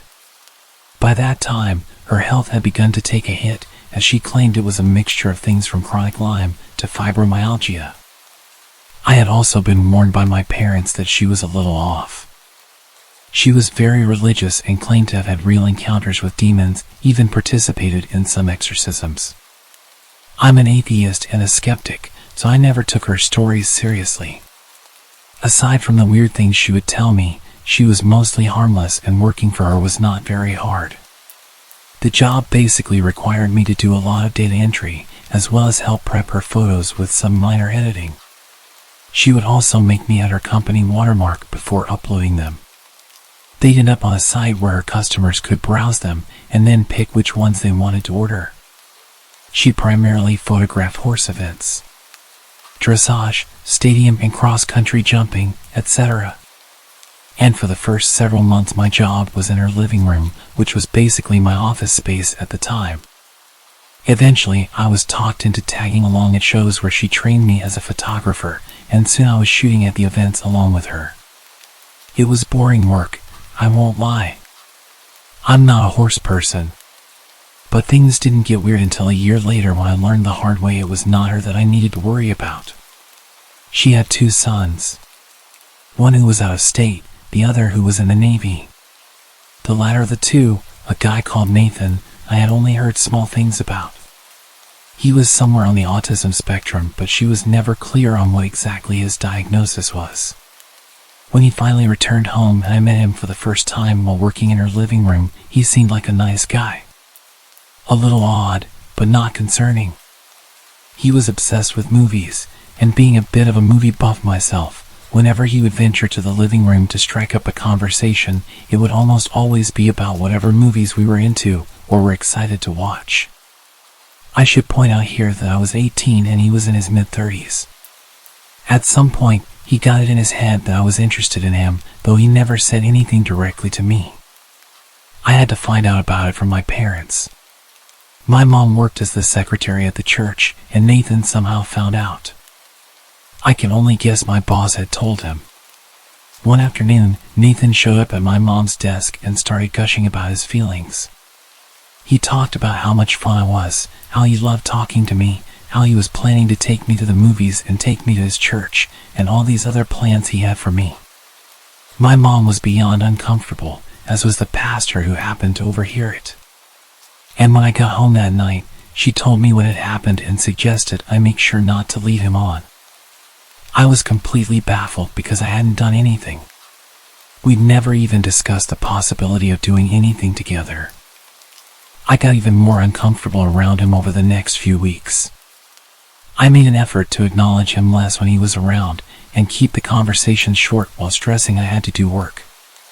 Eventually he got his own place and moved out of his parents' house, so I figured the problem had solved itself. A couple years later, I had moved out, my boss's company had closed, and I was working somewhere else. I was friends with both my boss and Nathan on Facebook, and around that time I was finally coming out as an atheist, something I couldn't do while I was still living at home. One night, my old boss messaged me, asking about a ring I had on my finger. It was a black ring with a white solid star in the middle of a black circle. Already knowing where she was going with this, I told her it was just a ring. She started accusing me of wearing a pentagram because she didn't know what a pentacle was and that I was promoting Satan. I tried several times to explain to her that not only was it not that symbol, but that also paganism has nothing to do with the devil anyways, but she refused to listen, so I just ignored her. It was typical behavior of her and not worth the argument.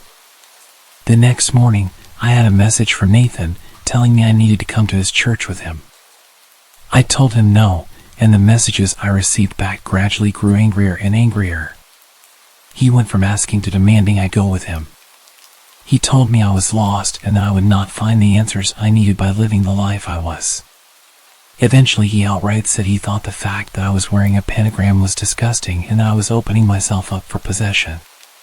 Knowing there would be even less of a point in arguing with him than there was with his mother, I went ahead and blocked both of them, deciding I was done with it all.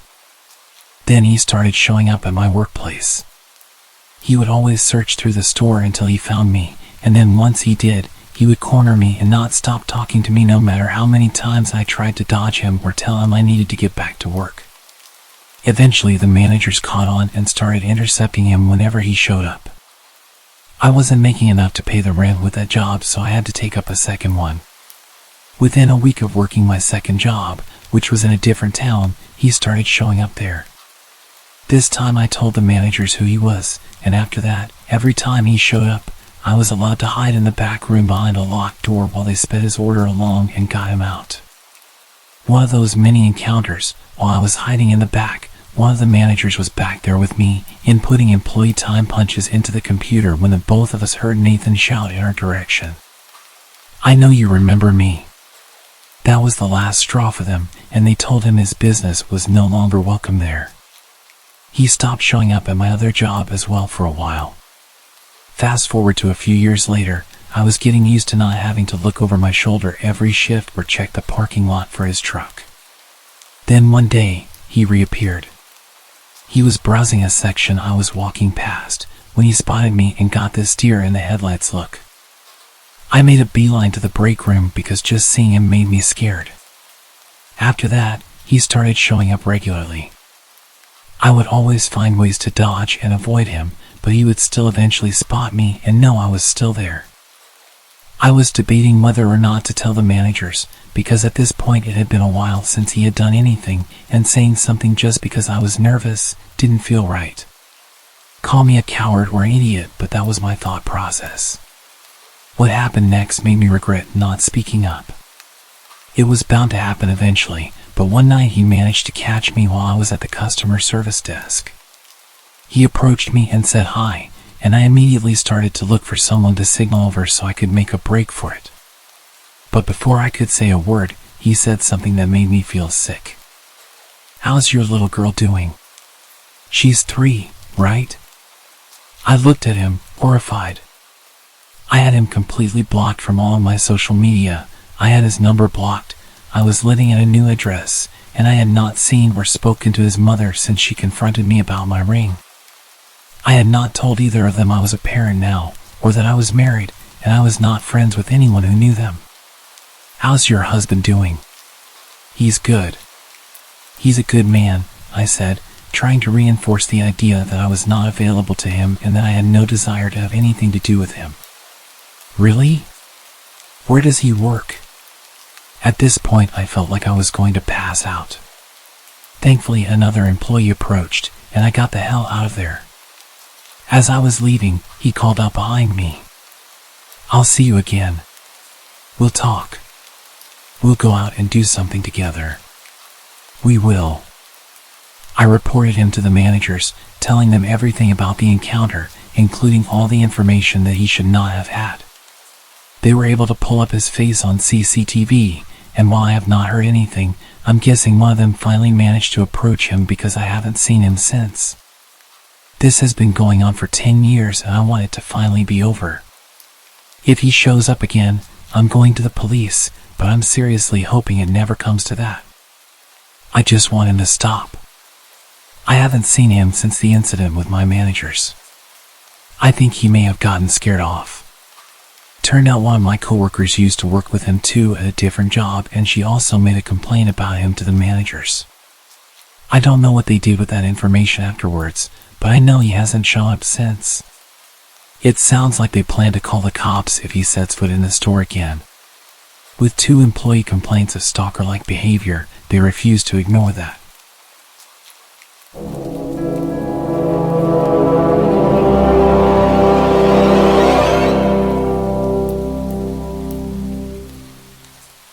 In 2002, I was 14 years old, starting freshman year. I was an awkward, nerdy girl that didn't know how to handle attention from boys, so you could say I made things worse for my situation. I had a knack for making friends with the weird people no one liked, but I tried to be friendly with everyone I met, so it wasn't a big deal to me. Unfortunately, that was also my downfall. Clubs were a big deal, and they actually had an anime club, so of course I was all about that. First club meeting, I sat next to a couple of friends and soaked it all up. I thought I was finally with my people. Then here comes Stalker Kid. I'd use his real name, but to this day I have no clue what it is. He sat in front of me, and being that person, I said hi. I could tell he was uncomfortable and didn't know anyone, so I was just being nice. And boy, did this guy cling to me for that one word. At first, he would just find me during lunch and just stand there mumbling things to me. He had such a soft voice, high-pitched, mousy little guy, that you just felt unnerved when he spoke to you. The way he would look at you as he spoke, I could never look him in the eyes. After a while, it became more asking about my personal life and what I was into. Me being dumb and naive, I tried to be friendly and chat while feeling incredibly uncomfortable. After a while, me and my friends would move to different tables, benches, even hallways to avoid him, but he always found me. After about a year of this, my best friend finally told me that if I didn't tell him to F off, he would. I really didn't want him around anymore, so, sure, go ahead. So one day during lunch, here comes Stalker Kid with his signature greeting. Barely above a whisper. Hey Nancy. My buddy just goes, dude, she's not interested, F off. Looking hurt, he shuffled away. I was like, man, you didn't have to be so hard on him, but thanks. I didn't see him much around school after that except for club days where he would just sit across the room and stare at me while my best friend glared at him. Cut to me being 16 and now driving to school. Minus the awkward club days, I didn't really notice anything from him. That is until an old gray beat-up car started parking next to me, extremely close. One day after school, he was waiting for me in that car. He started asking me how I've been, talking about prom and all that stuff. I was trying to rack my brain on how he knew that was my car, unless he had been watching me before and after school. I started getting there later and leaving later to avoid him, because he was like clockwork. Finally, a boy I used to be friends with in elementary school was walking out with me and made a comment about how that guy is always next to my car and asked if he was my boyfriend. I immediately said no, and he's always following me around, and I hated it. It was really starting to freak me out. Bless this guy, because he walked right up to him and scared him off, threatening if he ever parked near me again he would kick his ass. I figured maybe that was enough to keep him away. So again, there was a small space where I would hear nothing of him except for my friends who had classes with him telling me how creepy he was. One friend had art class with him and said he would draw naked women constantly in his books. Junior year is wrapping up, and I started giving my best friend Jack lifts to school. He was on my way, so I figured why not. At some point, Jack started noticing that little gray car was always heading the same way after school and made a joke about Stalker Kid living next to him. Small world, right? I could only be so lucky. One day, as per usual, little gray car was following us, so we took a detour. Sure enough, he was with us every step of the way, and it was no longer a joke. We both started freaking out. I pushed the gas pedal as hard as my foot could push it and got the hell out of sight. A few other things happened. In order to get into prom, he had to ask someone from my year. So he asked some random girl from my softball team and then dumped her as soon as he got in. He then followed me all night. This includes to the after prom, where I had to avoid him the whole time. Our high school had a TV channel for kids to run, and during prom they would record the whole night. It took one of my friends to point it out, but throughout the whole video, it showed him behind me and following and staring at me all night. I didn't even realize. And the one that still creeps me out to this day is graduation for his class. I was scanning the crowd to see my friends who were graduating when I saw a hand wave as I passed by. I looked back, and of course it was Stalker Kid waving at me. How he picked me out of a crowd of thousands I will never know. 2006 senior year was great, No signs of creepy stalker kid, to the point where I kind of forget about him. I graduate, I choose a college in town, get a job at a local retail store, and move on. Life was beginning to be normal. I work the gaming department, so you get the weird guys once in a while.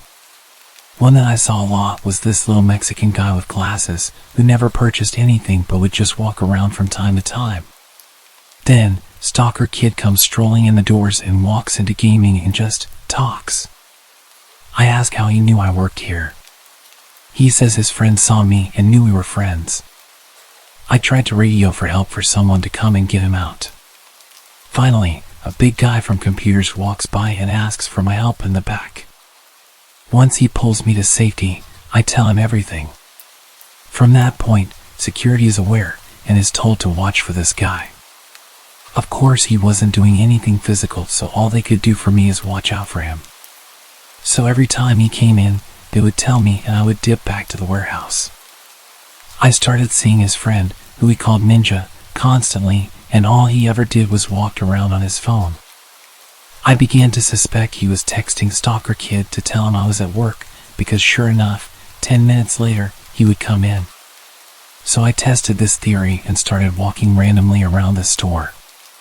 At one point, a friend who worked register asked why I would do this, so I had her take a walk with me on her break. I told her this ninja guy would follow us everywhere, even just going down a random aisle. Sure enough, he did, and she began freaking out. A few minutes later, I told her my stalker would walk through those doors. So I'm making my way to the warehouse, and out steps ninja guy from an aisle and he shouts, "She's right here." I just stared at him, like, what the hell do you think you're doing? Stalker kid walks up behind me and asks why I'm always running away from him, and says that he lost my number and asks if I can give it to him again.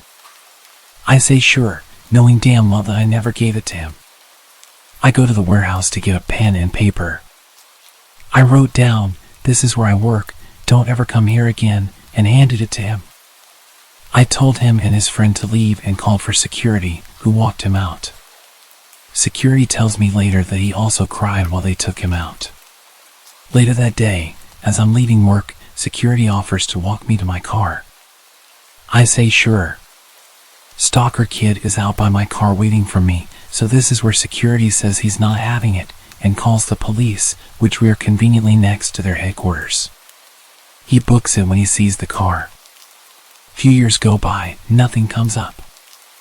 I buy a fancy new car, and don't see him much. I'm thinking that did the trick, and I'm finally free.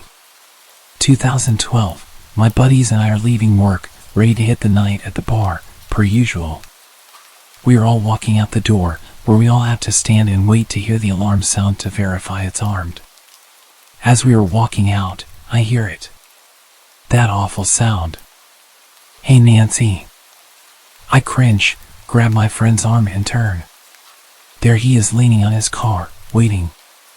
My friend recognizes him and asks what he wants.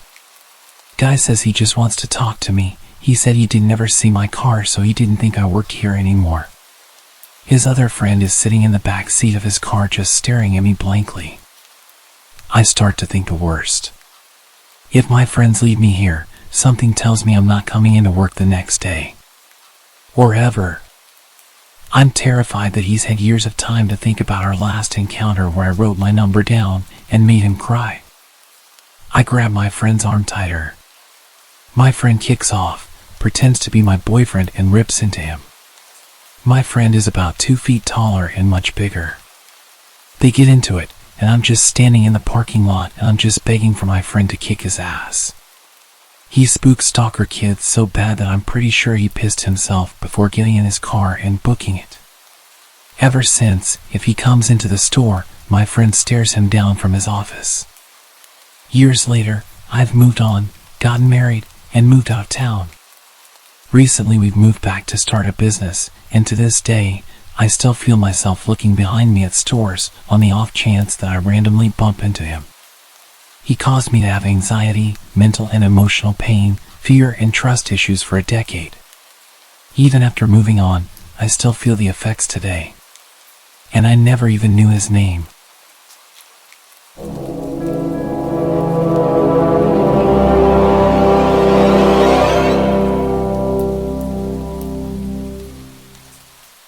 I'll begin by giving a little background. At the time this happened, I was a 16-year-old girl working at a chain coffee place while in high school. I am 19 now, and in college, 7 hours away from this place.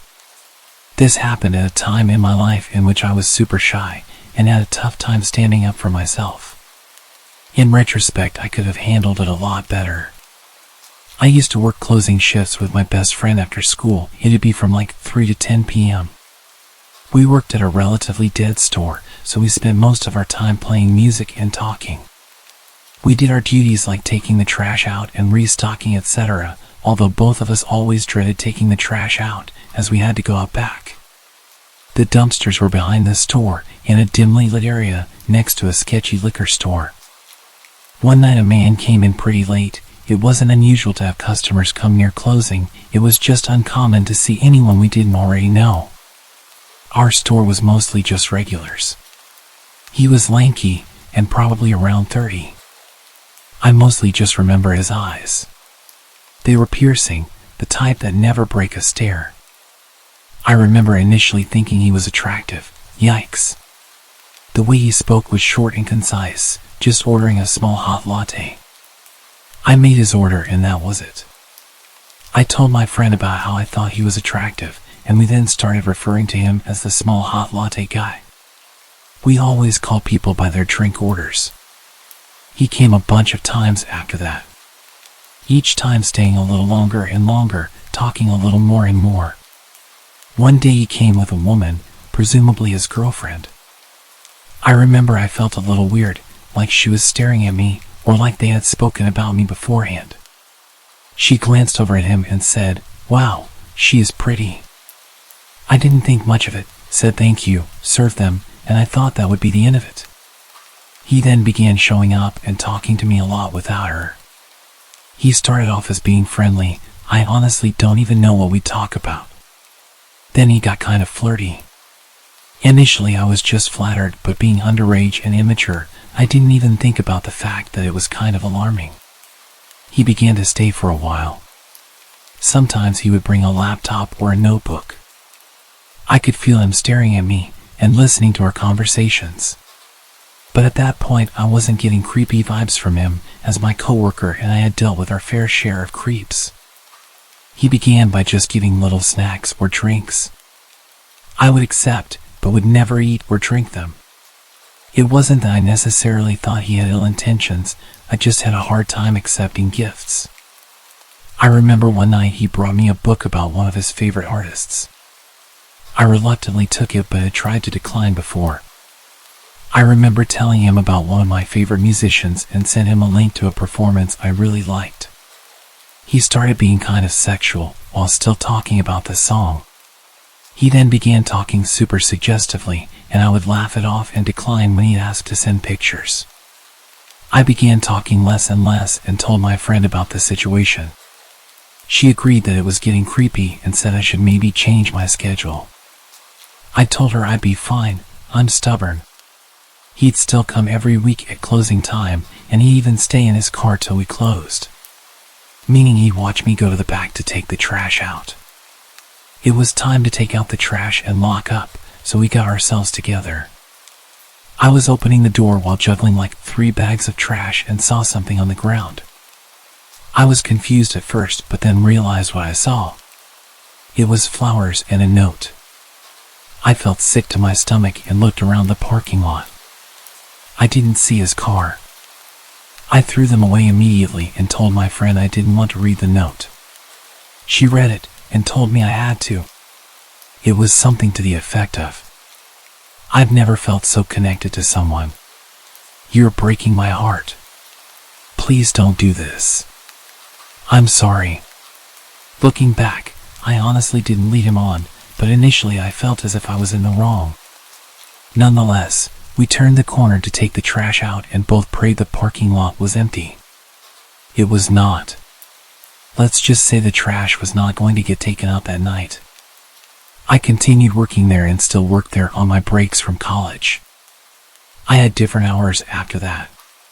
Nothing happened for some time until one day he appeared again, just before I was supposed to leave for college. It was around 3 p.m. It was busy. He came in, stared at me, and then he left. That was the last time I saw him. Looking back, I was so naive and could have handled the situation so much better. I am forever thankful to my friend. She really supported me that whole time.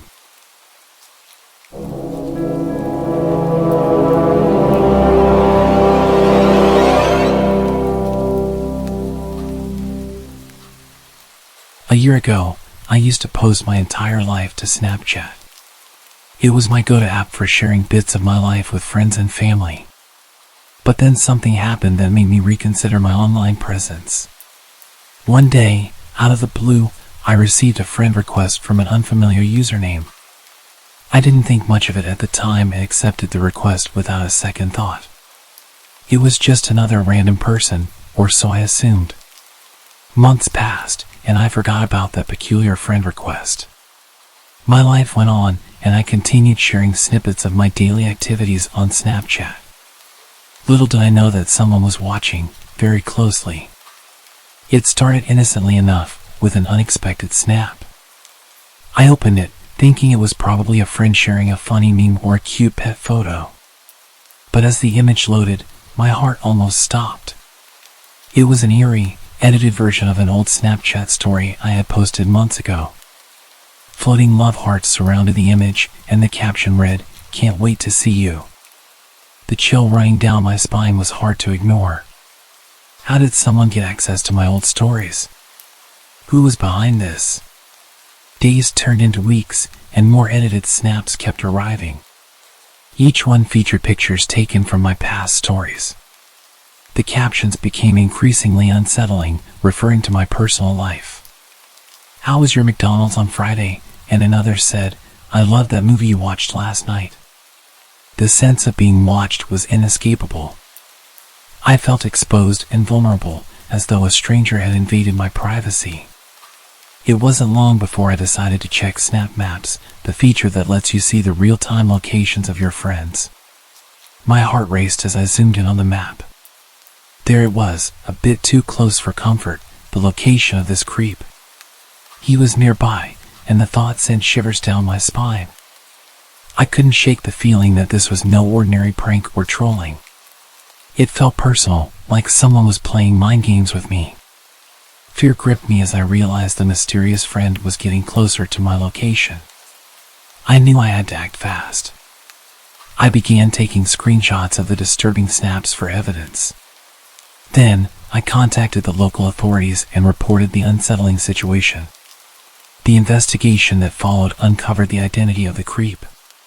To my shock, it turned out to be someone I met at a party months ago. I'd been warned about how creepy and weird he was. He would just invite himself to parties and nobody wanted to be rude and kick him out, so we just tolerated him. To be fair, I had no issue with him and spoke with him a little bit throughout the night, but didn't see much of him.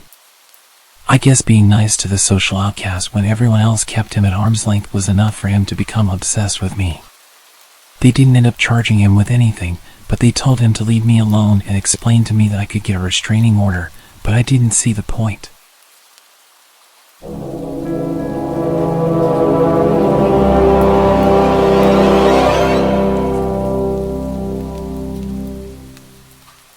This happened a couple of months ago, December of last year.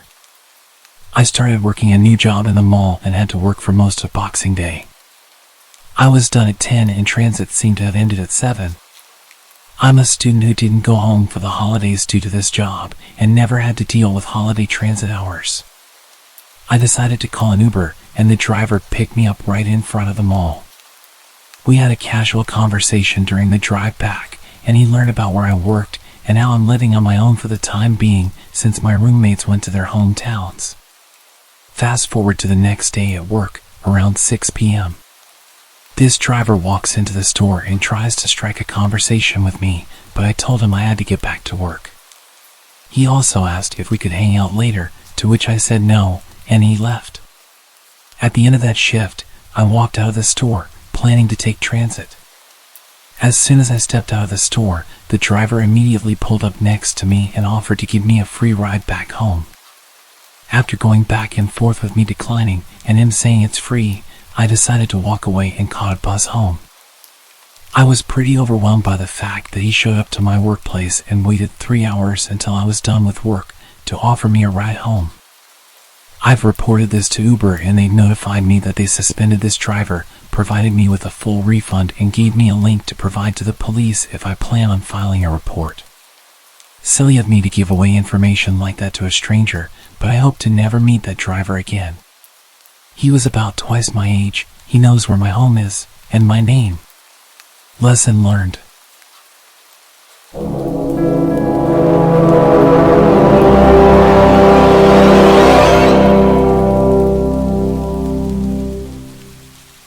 To preface this, I love to drive. I've loved to go on drives for hours to nowhere with no destination in mind, just me, my music, and the road ahead of me. Living in Nebraska, I'd often take back roads or lonely highways cutting through the countryside to small towns and eventually cities. And I'd usually take these drives at night since there was less traffic to worry about. I've done it since I've had my license 5 years ago, and I've never once had any sort of issue, nor have I ever run into any trouble. That was, until a few nights ago. For reference, I'm a relatively small 22-year-old female, and as I've stated before, I often take these drives completely and utterly alone. They're a good way to clear my head when I'm stressed, upset, or overwhelmed, or for me to get a plan together to sort personal issues out. I've also done these long and lonely drives to get away from the toxicity of my household when I used to live with my parents as a means of coping with their alcoholism. Though now that I've moved out and I'm in a much better place mentally, I don't really have the urge to get in my car and just drive anymore. However, on the night this event took place, I was feeling pretty overwhelmed, stressed, and anxious with a cluster of personal issues I'd rather not get into. I felt restless and irritable around my boyfriend. I couldn't focus on anything else and decided I would take a drive to clear my head. My boyfriend was understanding and told me to be careful and to not be gone for too long since it was getting pretty late. I agreed, gave him a kiss goodbye, and left. I drove around our city for about 30 minutes, but I was still feeling on edge about everything transpiring in my personal life, so I decided to drive further north down those familiar, dark, winding one-lane highways. I kept the car at a steady 65 miles per hour, taking the turns at a slower pace in case a deer jumped out around the bend. I kept driving and was just admiring the vast empty darkness of the snow-capped fields and barren trees. It was honestly a bit creepy being all alone with no cars in sight in seemingly the middle of nowhere. The few houses miles back from the road were lightless, and the dead cornfields withered away. Snow started to cover them entirely. It was like something out of a horror movie, and I half expected to see a ghost pop up in my rearview mirror or see someone clamber out from the patches of trees dotting the horizon. The only light came from my headlights, and even then I still strained to see through the inky darkness of the night. By now it was just after 11, and I told myself that once I made the familiar roundabout that would either take you to a small town or back up towards the city, I would head back to the city and home. That roundabout was still maybe 15 to 25 minutes away, but other than my imagination picturing the worst, I wasn't really all that concerned. I mean, I was by myself. I didn't have any other motorists to worry about, right? Wrong. As I'm rounding another bend, I notice a vehicle with its hazards flashing maybe a quarter of a mile or something away from me. It was some sort of sedan, dark-colored, and was angled to where only part of it was on the shoulder while the rest was jutted onto the road, like they had to pull over in a hurry but didn't quite manage to do that. The driver's side door was flung wide open, and as I slowed my vehicle down and angled it towards the opposite side of the road to pass, I could make out what looked like maybe blood on the inside of the open door. I didn't see anyone on the road or in the car, and I was the only motorist in sight. In this part of the country, cell phone reception is pretty bad most of the time. But more often than not, you couldn't get reception no matter how hard you prayed, which was definitely the case when I took a glance at my phone to see if I had any service. So, a lone female on the road, at night, pulling up near a vacant vehicle that looks like someone had been attacked on the inside, with no cell service. Now, I'm no dummy. I've watched countless episodes of Investigation Discovery and Criminal Minds, and read far too many true crime books to know that this had bad and danger written all over it. But there was still a small part of me that worried something terrible had happened to whoever was in that vehicle, and I thought I needed to help. These roads don't get a lot of traffic at night, and temperatures were well below freezing. If someone were hurt or in trouble, there was no one and nothing else to help them. Still, I erred on the side of caution. I was still driving my car, though a bit more slowly, and as I approached the vehicle I rolled down my passenger window a bit, shut off the music, and called out, "Hey! Anyone there? Are you okay?" I didn't hear a response. I worried they were passed out somewhere, but I wasn't about to get out and look for them. I told myself I'd call out one last time, and if I didn't hear anything I would leave, and the moment there was reception I'd call it in. And if I did hear someone, well, I'd figure out my next course of action then. So, again I shout, "Hey! What happened? Are you okay?" There was silence for a while, and then I heard rustling in the shadows of the trees, followed by a rough voice responding to me. I was relieved at first, and was about to say something in response or possibly even stop my car and get out, when I noticed three things nearly simultaneously. As I inched my way past the front of the sedan, I noticed there was no damage to the hood or anywhere else on the vehicle, which I found to be strange considering the blood on the inside of the door. In my rearview mirror, I caught a glance of someone coming out from behind the sedan, and they were making their way towards my car, fast. The person didn't have any blood on them, nor did they appear injured in any way, and they were wearing a mask, not like a face mask for COVID, or a ski mask or anything normal, but one of those masks you would see in the Purge movies. And they were holding something in their hand. I don't know what it was. I couldn't get a good look, but from its length and shape my guess was maybe a tire iron or a crowbar or something.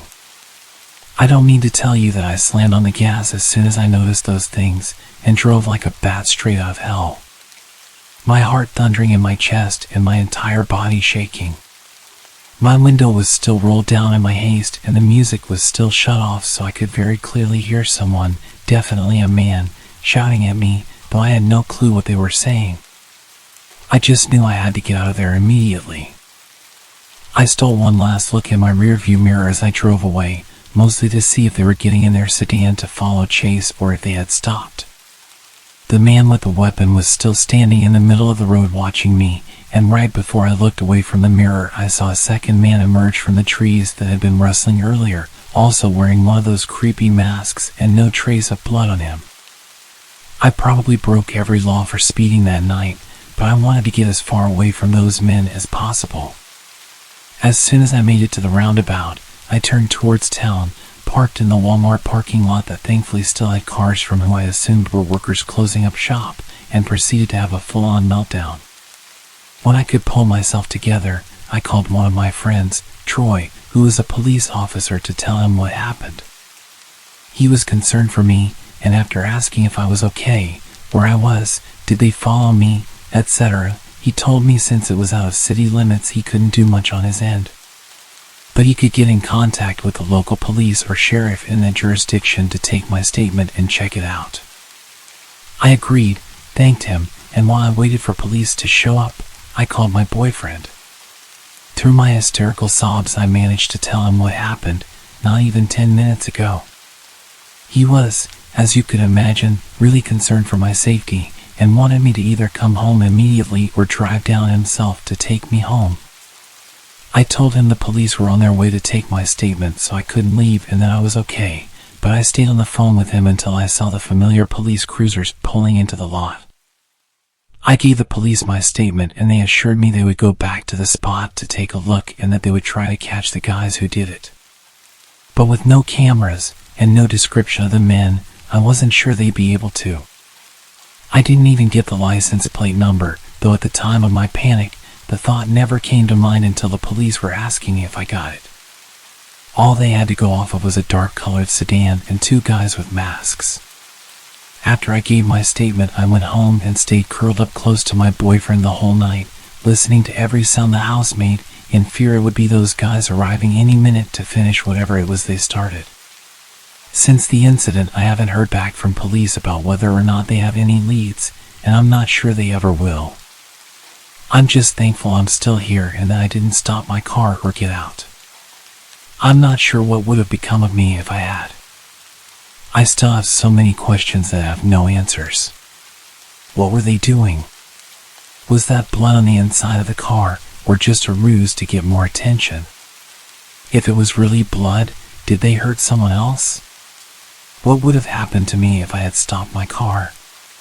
Needless to say, I won't be going on any more late night drives, and I hope I never cross paths with those freaks again. If you're enjoying the video so far, please give it a like. And if you haven't already, please subscribe.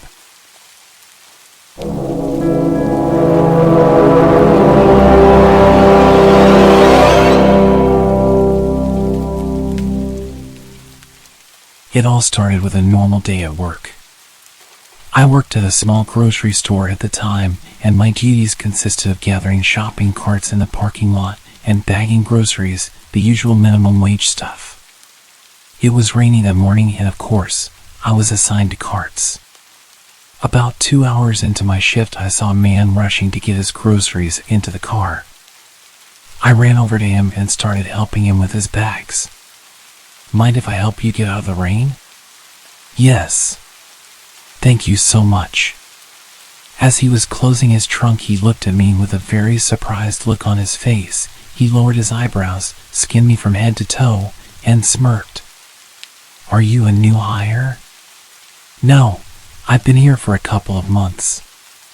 Oh, you are very pretty, he said in a weirdly sensual tone. Thank you. Have a good day. I shut it down. I was not interested. As I was walking back to the store to hide until he left, I could feel him watching me while I walked away. Nevertheless, I continued to work, not really thinking about it. After my lunch, I was at the register bagging groceries, and I noticed that same man from earlier walk in. I pretended I didn't see him and just kept bagging. He came up to the register and got a single chocolate bar. I didn't give him a bag. He stands towering over me and says, "Are you going to bag my item?" "Oh, sorry, I didn't know you wanted a bag for one thing." I put his chocolate bar in a bag and told him to have a good day. "When are you off work, sweetheart?" Man, I'm not comfortable giving that information out." He returned with, "That's okay, you've been here, 5 hours? You probably get off around 7, right?" He smiled, winked at me, and walked away. Disgusted, I went to my manager and told her what happened.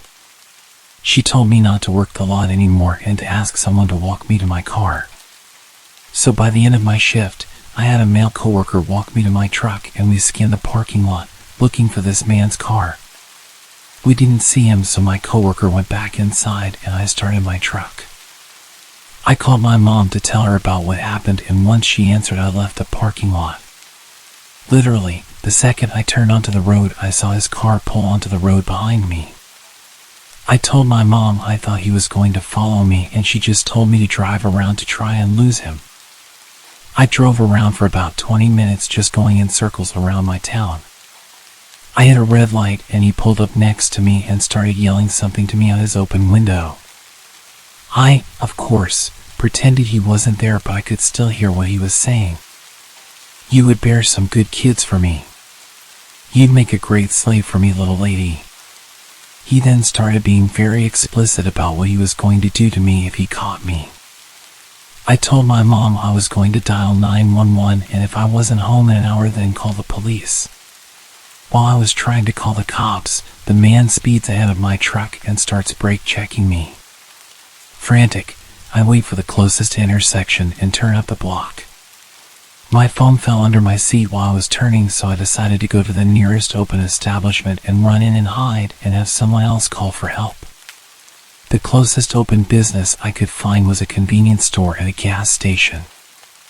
I pulled in, parked, and ran for my life into the store. I told the clerk what's happening and she took me to the break room and locked me in there. While processing that I might have survived this ordeal, I hear the doors of the storefront start violently rattling, and before I knew it, the clerk was locking herself in the break room with me. She was on the phone with the police and they were on their way. We were silent. Cowering in a dark room, I found myself feeling guilty for wrapping another woman into our worst fear. My thoughts were racing through what I said to him. Did I lead him on? I just told him to have a good day. Has he been following me for longer than tonight? How did he know what car I drive? Are the police going to get here in time? Are we going to die? Finally, the small room was illuminated with red and blue lights from the crack under the door.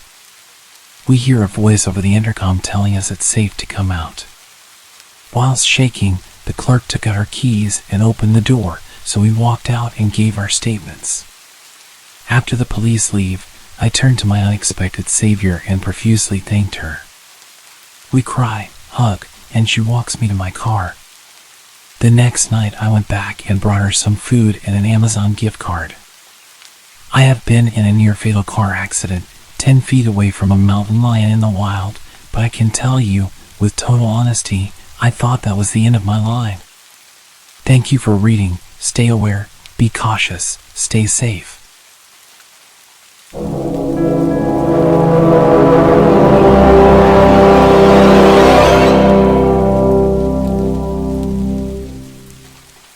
This encounter would have happened a little over 10 years ago. I would have been about 26 at the time. I can't remember exactly what year this was, but it was around 2012. At the time, I was frequently going out with my friends to bars and parties, and hanging out until pretty late most weekends. The friend's house that I usually hung out at was on a side street just off a main road where a lot of popular and crowded bars and restaurants were. You had to park on the street at his house, and during the weekend when it was busy, it was pretty common to have to park a number of blocks away. The street closer to the bars was pretty nice, but if you went a few blocks in the opposite direction, it got a little sketchier at night. After a night of hanging out, I had to walk back to my car pretty late, which was parked a number of blocks away towards the slightly sketchier area. This was during the winter, so I was wearing some kind of heavy sweater or pullover and beanie hat. This detail is only important as you couldn't really gather much idea about what I looked like from a distance in the dark, aside from my general height and build. There wasn't much through traffic as you got further away from the bars, and the roads were pretty dark without any street lights. As I was walking down the sidewalk, a car started slowly creeping down the street, matching my pace as it pulled up beside me and then stopped. The window of the car rolled down, and driving the car was an attractive young woman who said that I looked cold and that I should let her give me a ride to where I was going. She seemed very friendly. I indicated that I wasn't parked far away and appreciated the offer, but was going to just keep walking. She then tried really hard to convince me to get in the car with her, since it was so cold. No small talk to establish any information about me to make sure I wasn't a weirdo, just asking me to get in the car pretty aggressively. Based on what I was wearing and how dark it was, there was no way she really could have had much idea about what I actually looked like to possibly find me attractive, and even if she did, I don't know many women who would pick up a male stranger after midnight when they're alone in their car. There were about 10 bars nearby she could have gone to if she just wanted to pick up a guy. There was no reason I could think of that she would have to resort to driving around offering to pick up strangers. She continued to drive alongside me and offered me a ride again, which I declined and kept going. I picked up my pace and she eventually drove off. As soon as she was a few blocks away, I quickly got to my car and made sure there was nobody lurking around or close by. The whole scenario felt off and didn't make sense to me.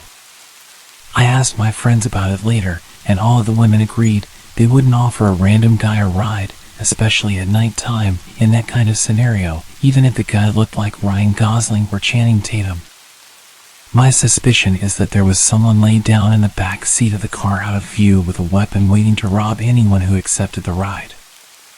I couldn't really figure out any reason she would be offering rides like that to complete strangers in the middle of the night, as it would be very unsafe for her to just pick up random strangers.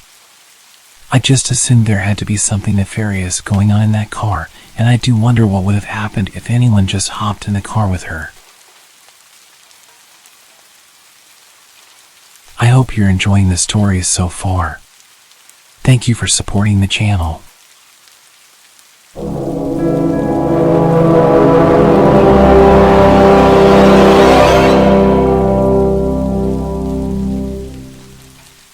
Back when I was 18 years old, I was house sitting with a girl I was studying with. The family we were house sitting for went to the same church as her, but I didn't really know them well myself. It was more to keep her company in a huge house. This was 1997, when the average teen like me didn't have a cell phone. During that week, there was a short break in the school calendar, which is why this family was away, and why the streets in the area were quieter than usual. My apartment, as well as the house we sat for, was not far from the university. My apartment was actually a 3-minute walk from it, and the house a further 5 minutes by car. So being a student neighborhood, it was particularly quiet this week. The first weird thing that happened during the week I was at this house was that I dreamed I was driving through a dark forest on a hilly dirt road with no lights anywhere except for those from my car's headlights. As I started to go down a hill, the headlights suddenly cut out and everything went dark. The car slowed down to a stop and died. I woke up. In the morning, I went out to my car and it wouldn't start. It had been working perfectly the day before. I had to call a guy to come fix it. It was the starter motor. Well, that was the first creepy thing that happened that week. About a day later, it was Friday. I planned on driving back home to my parents, who lived in a smaller town about 45 minutes away. I packed up my stuff at the big house and was going to head over to my apartment to collect whatever else I needed for the weekend. That trip between the house and apartment was, as I mentioned, only 5 minutes or so away. Since it was winter, it was dark by the time I left at around 7 p.m. As I was driving from the house, I noticed in my rear view mirror the headlights of the car behind me tailing me really close. Whenever I would turn, it would also turn. Back then I was cautious, but not overly so. Cautious enough to notice in such a short distance that something weird was going on behind me. But then when I pulled up to a traffic light, it wasn't there anymore. Relief. Short-lived. The car was now beside me. I looked to my right, and there was a man inside. Alone. Smiling at me. Looking like a maniac. For a moment I thought, geez, I should really drive with a beanie on at night so people can't see that I'm a petite 5'2" female with long blonde hair down to my waist. I also thought, well, he's in the lane to turn right, so I'm good. I pulled off, and the headlights were behind me again. What an ass, I thought. Who drives like that? Thank goodness my turn is coming up on the left soon. After another minute or two of this tailgating, I slowed down, strategically didn't indicate, and made a sudden sharp left into my driveway, opened the automatic gates and shot inside. The gates closed behind me. I gave out a sigh of relief, thinking that the drama was over. I gathered a few things from the car to take up with me and noticed on my way over to the stairwell that there was a man at the gate that had just closed behind me. He was still on the other side, and I was at the far end of the parking lot, but I could make out it was the dude from the tailgating car. He was jumping up, shaking the gate with absolute rage. Well, I was safely on this side, so I wasn't completely gripped with fear. And besides, there was a group of students making a noise nearby, arriving for a party or something. I headed to the stairs and started going from ground level to the first floor. Rounding the stairs on the first floor, I noticed someone running across the parking lot towards the staircase. In hindsight, I still can't fathom why I didn't realize what had happened. I guess it's because I subconsciously knew that there was the group being let in through the pedestrian gate. As I was rounding the staircase between the second and third floors, someone suddenly touched me. I spun around. The guy. He had slipped in as part of the small crowd. He said something. I said something sassy back and told him to F off. Then I turned my back on him to continue up the stairs. I lived on the third floor. He grabbed me from behind and held my back against his chest with his left arm around my neck. I felt something being held against my right side. Oh crap. A knife. He led me down. I remember thinking that the light was broken on the bottom level. This can't end well. But I was calm. I resisted slightly, and he tightened his grip. I felt like I wasn't getting enough oxygen. I started to become a dead weight. He started to drop me. I was groin level. I elbowed. It connected. He dropped me but spun around to face me. He ripped the front of my button-down top. Then he stopped. He looked at someone behind me. Someone taller than him. His eyes went wide. He turned and ran. I screamed. Then I too turned around to see who had come to help. There was no one there, but people came out of their apartments after that. The police were called. This was the second time they were there that night. Turns out the other weird thing that happened was that my dad had already called the police and they had come past an hour before. My mom had had a weird feeling all evening and had hassled my dad endlessly that something bad was going to happen to me. She had been right. As it turned out, they caught him. I identified him in a lineup. He was a serial offender in the area. He was accused of assaulting something like 14 women. One had thrown herself out the first floor of her apartment to get away from him and broken her leg. Weeks later, the police called me. Before his trial, his cell door had been left open. He was gone. Apparently an inside job.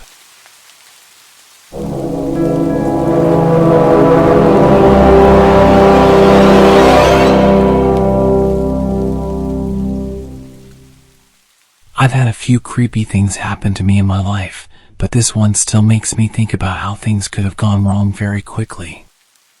I'm a 20-year-old female, and this story takes place back when I used to live in southern Indiana, in a seriously remote area.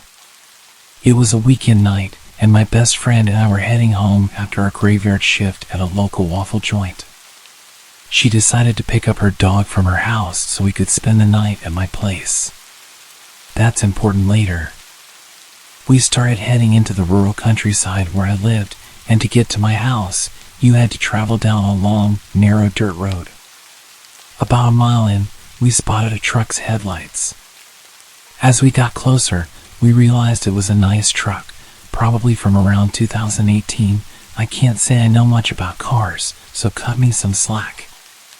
The truck was parked sideways, blocking the entire path. Confused, I got out of the car and asked if the driver was okay. He looked hopeful when he saw me at first and said, "I'm just waiting for a friend to come get me. My truck's stuck."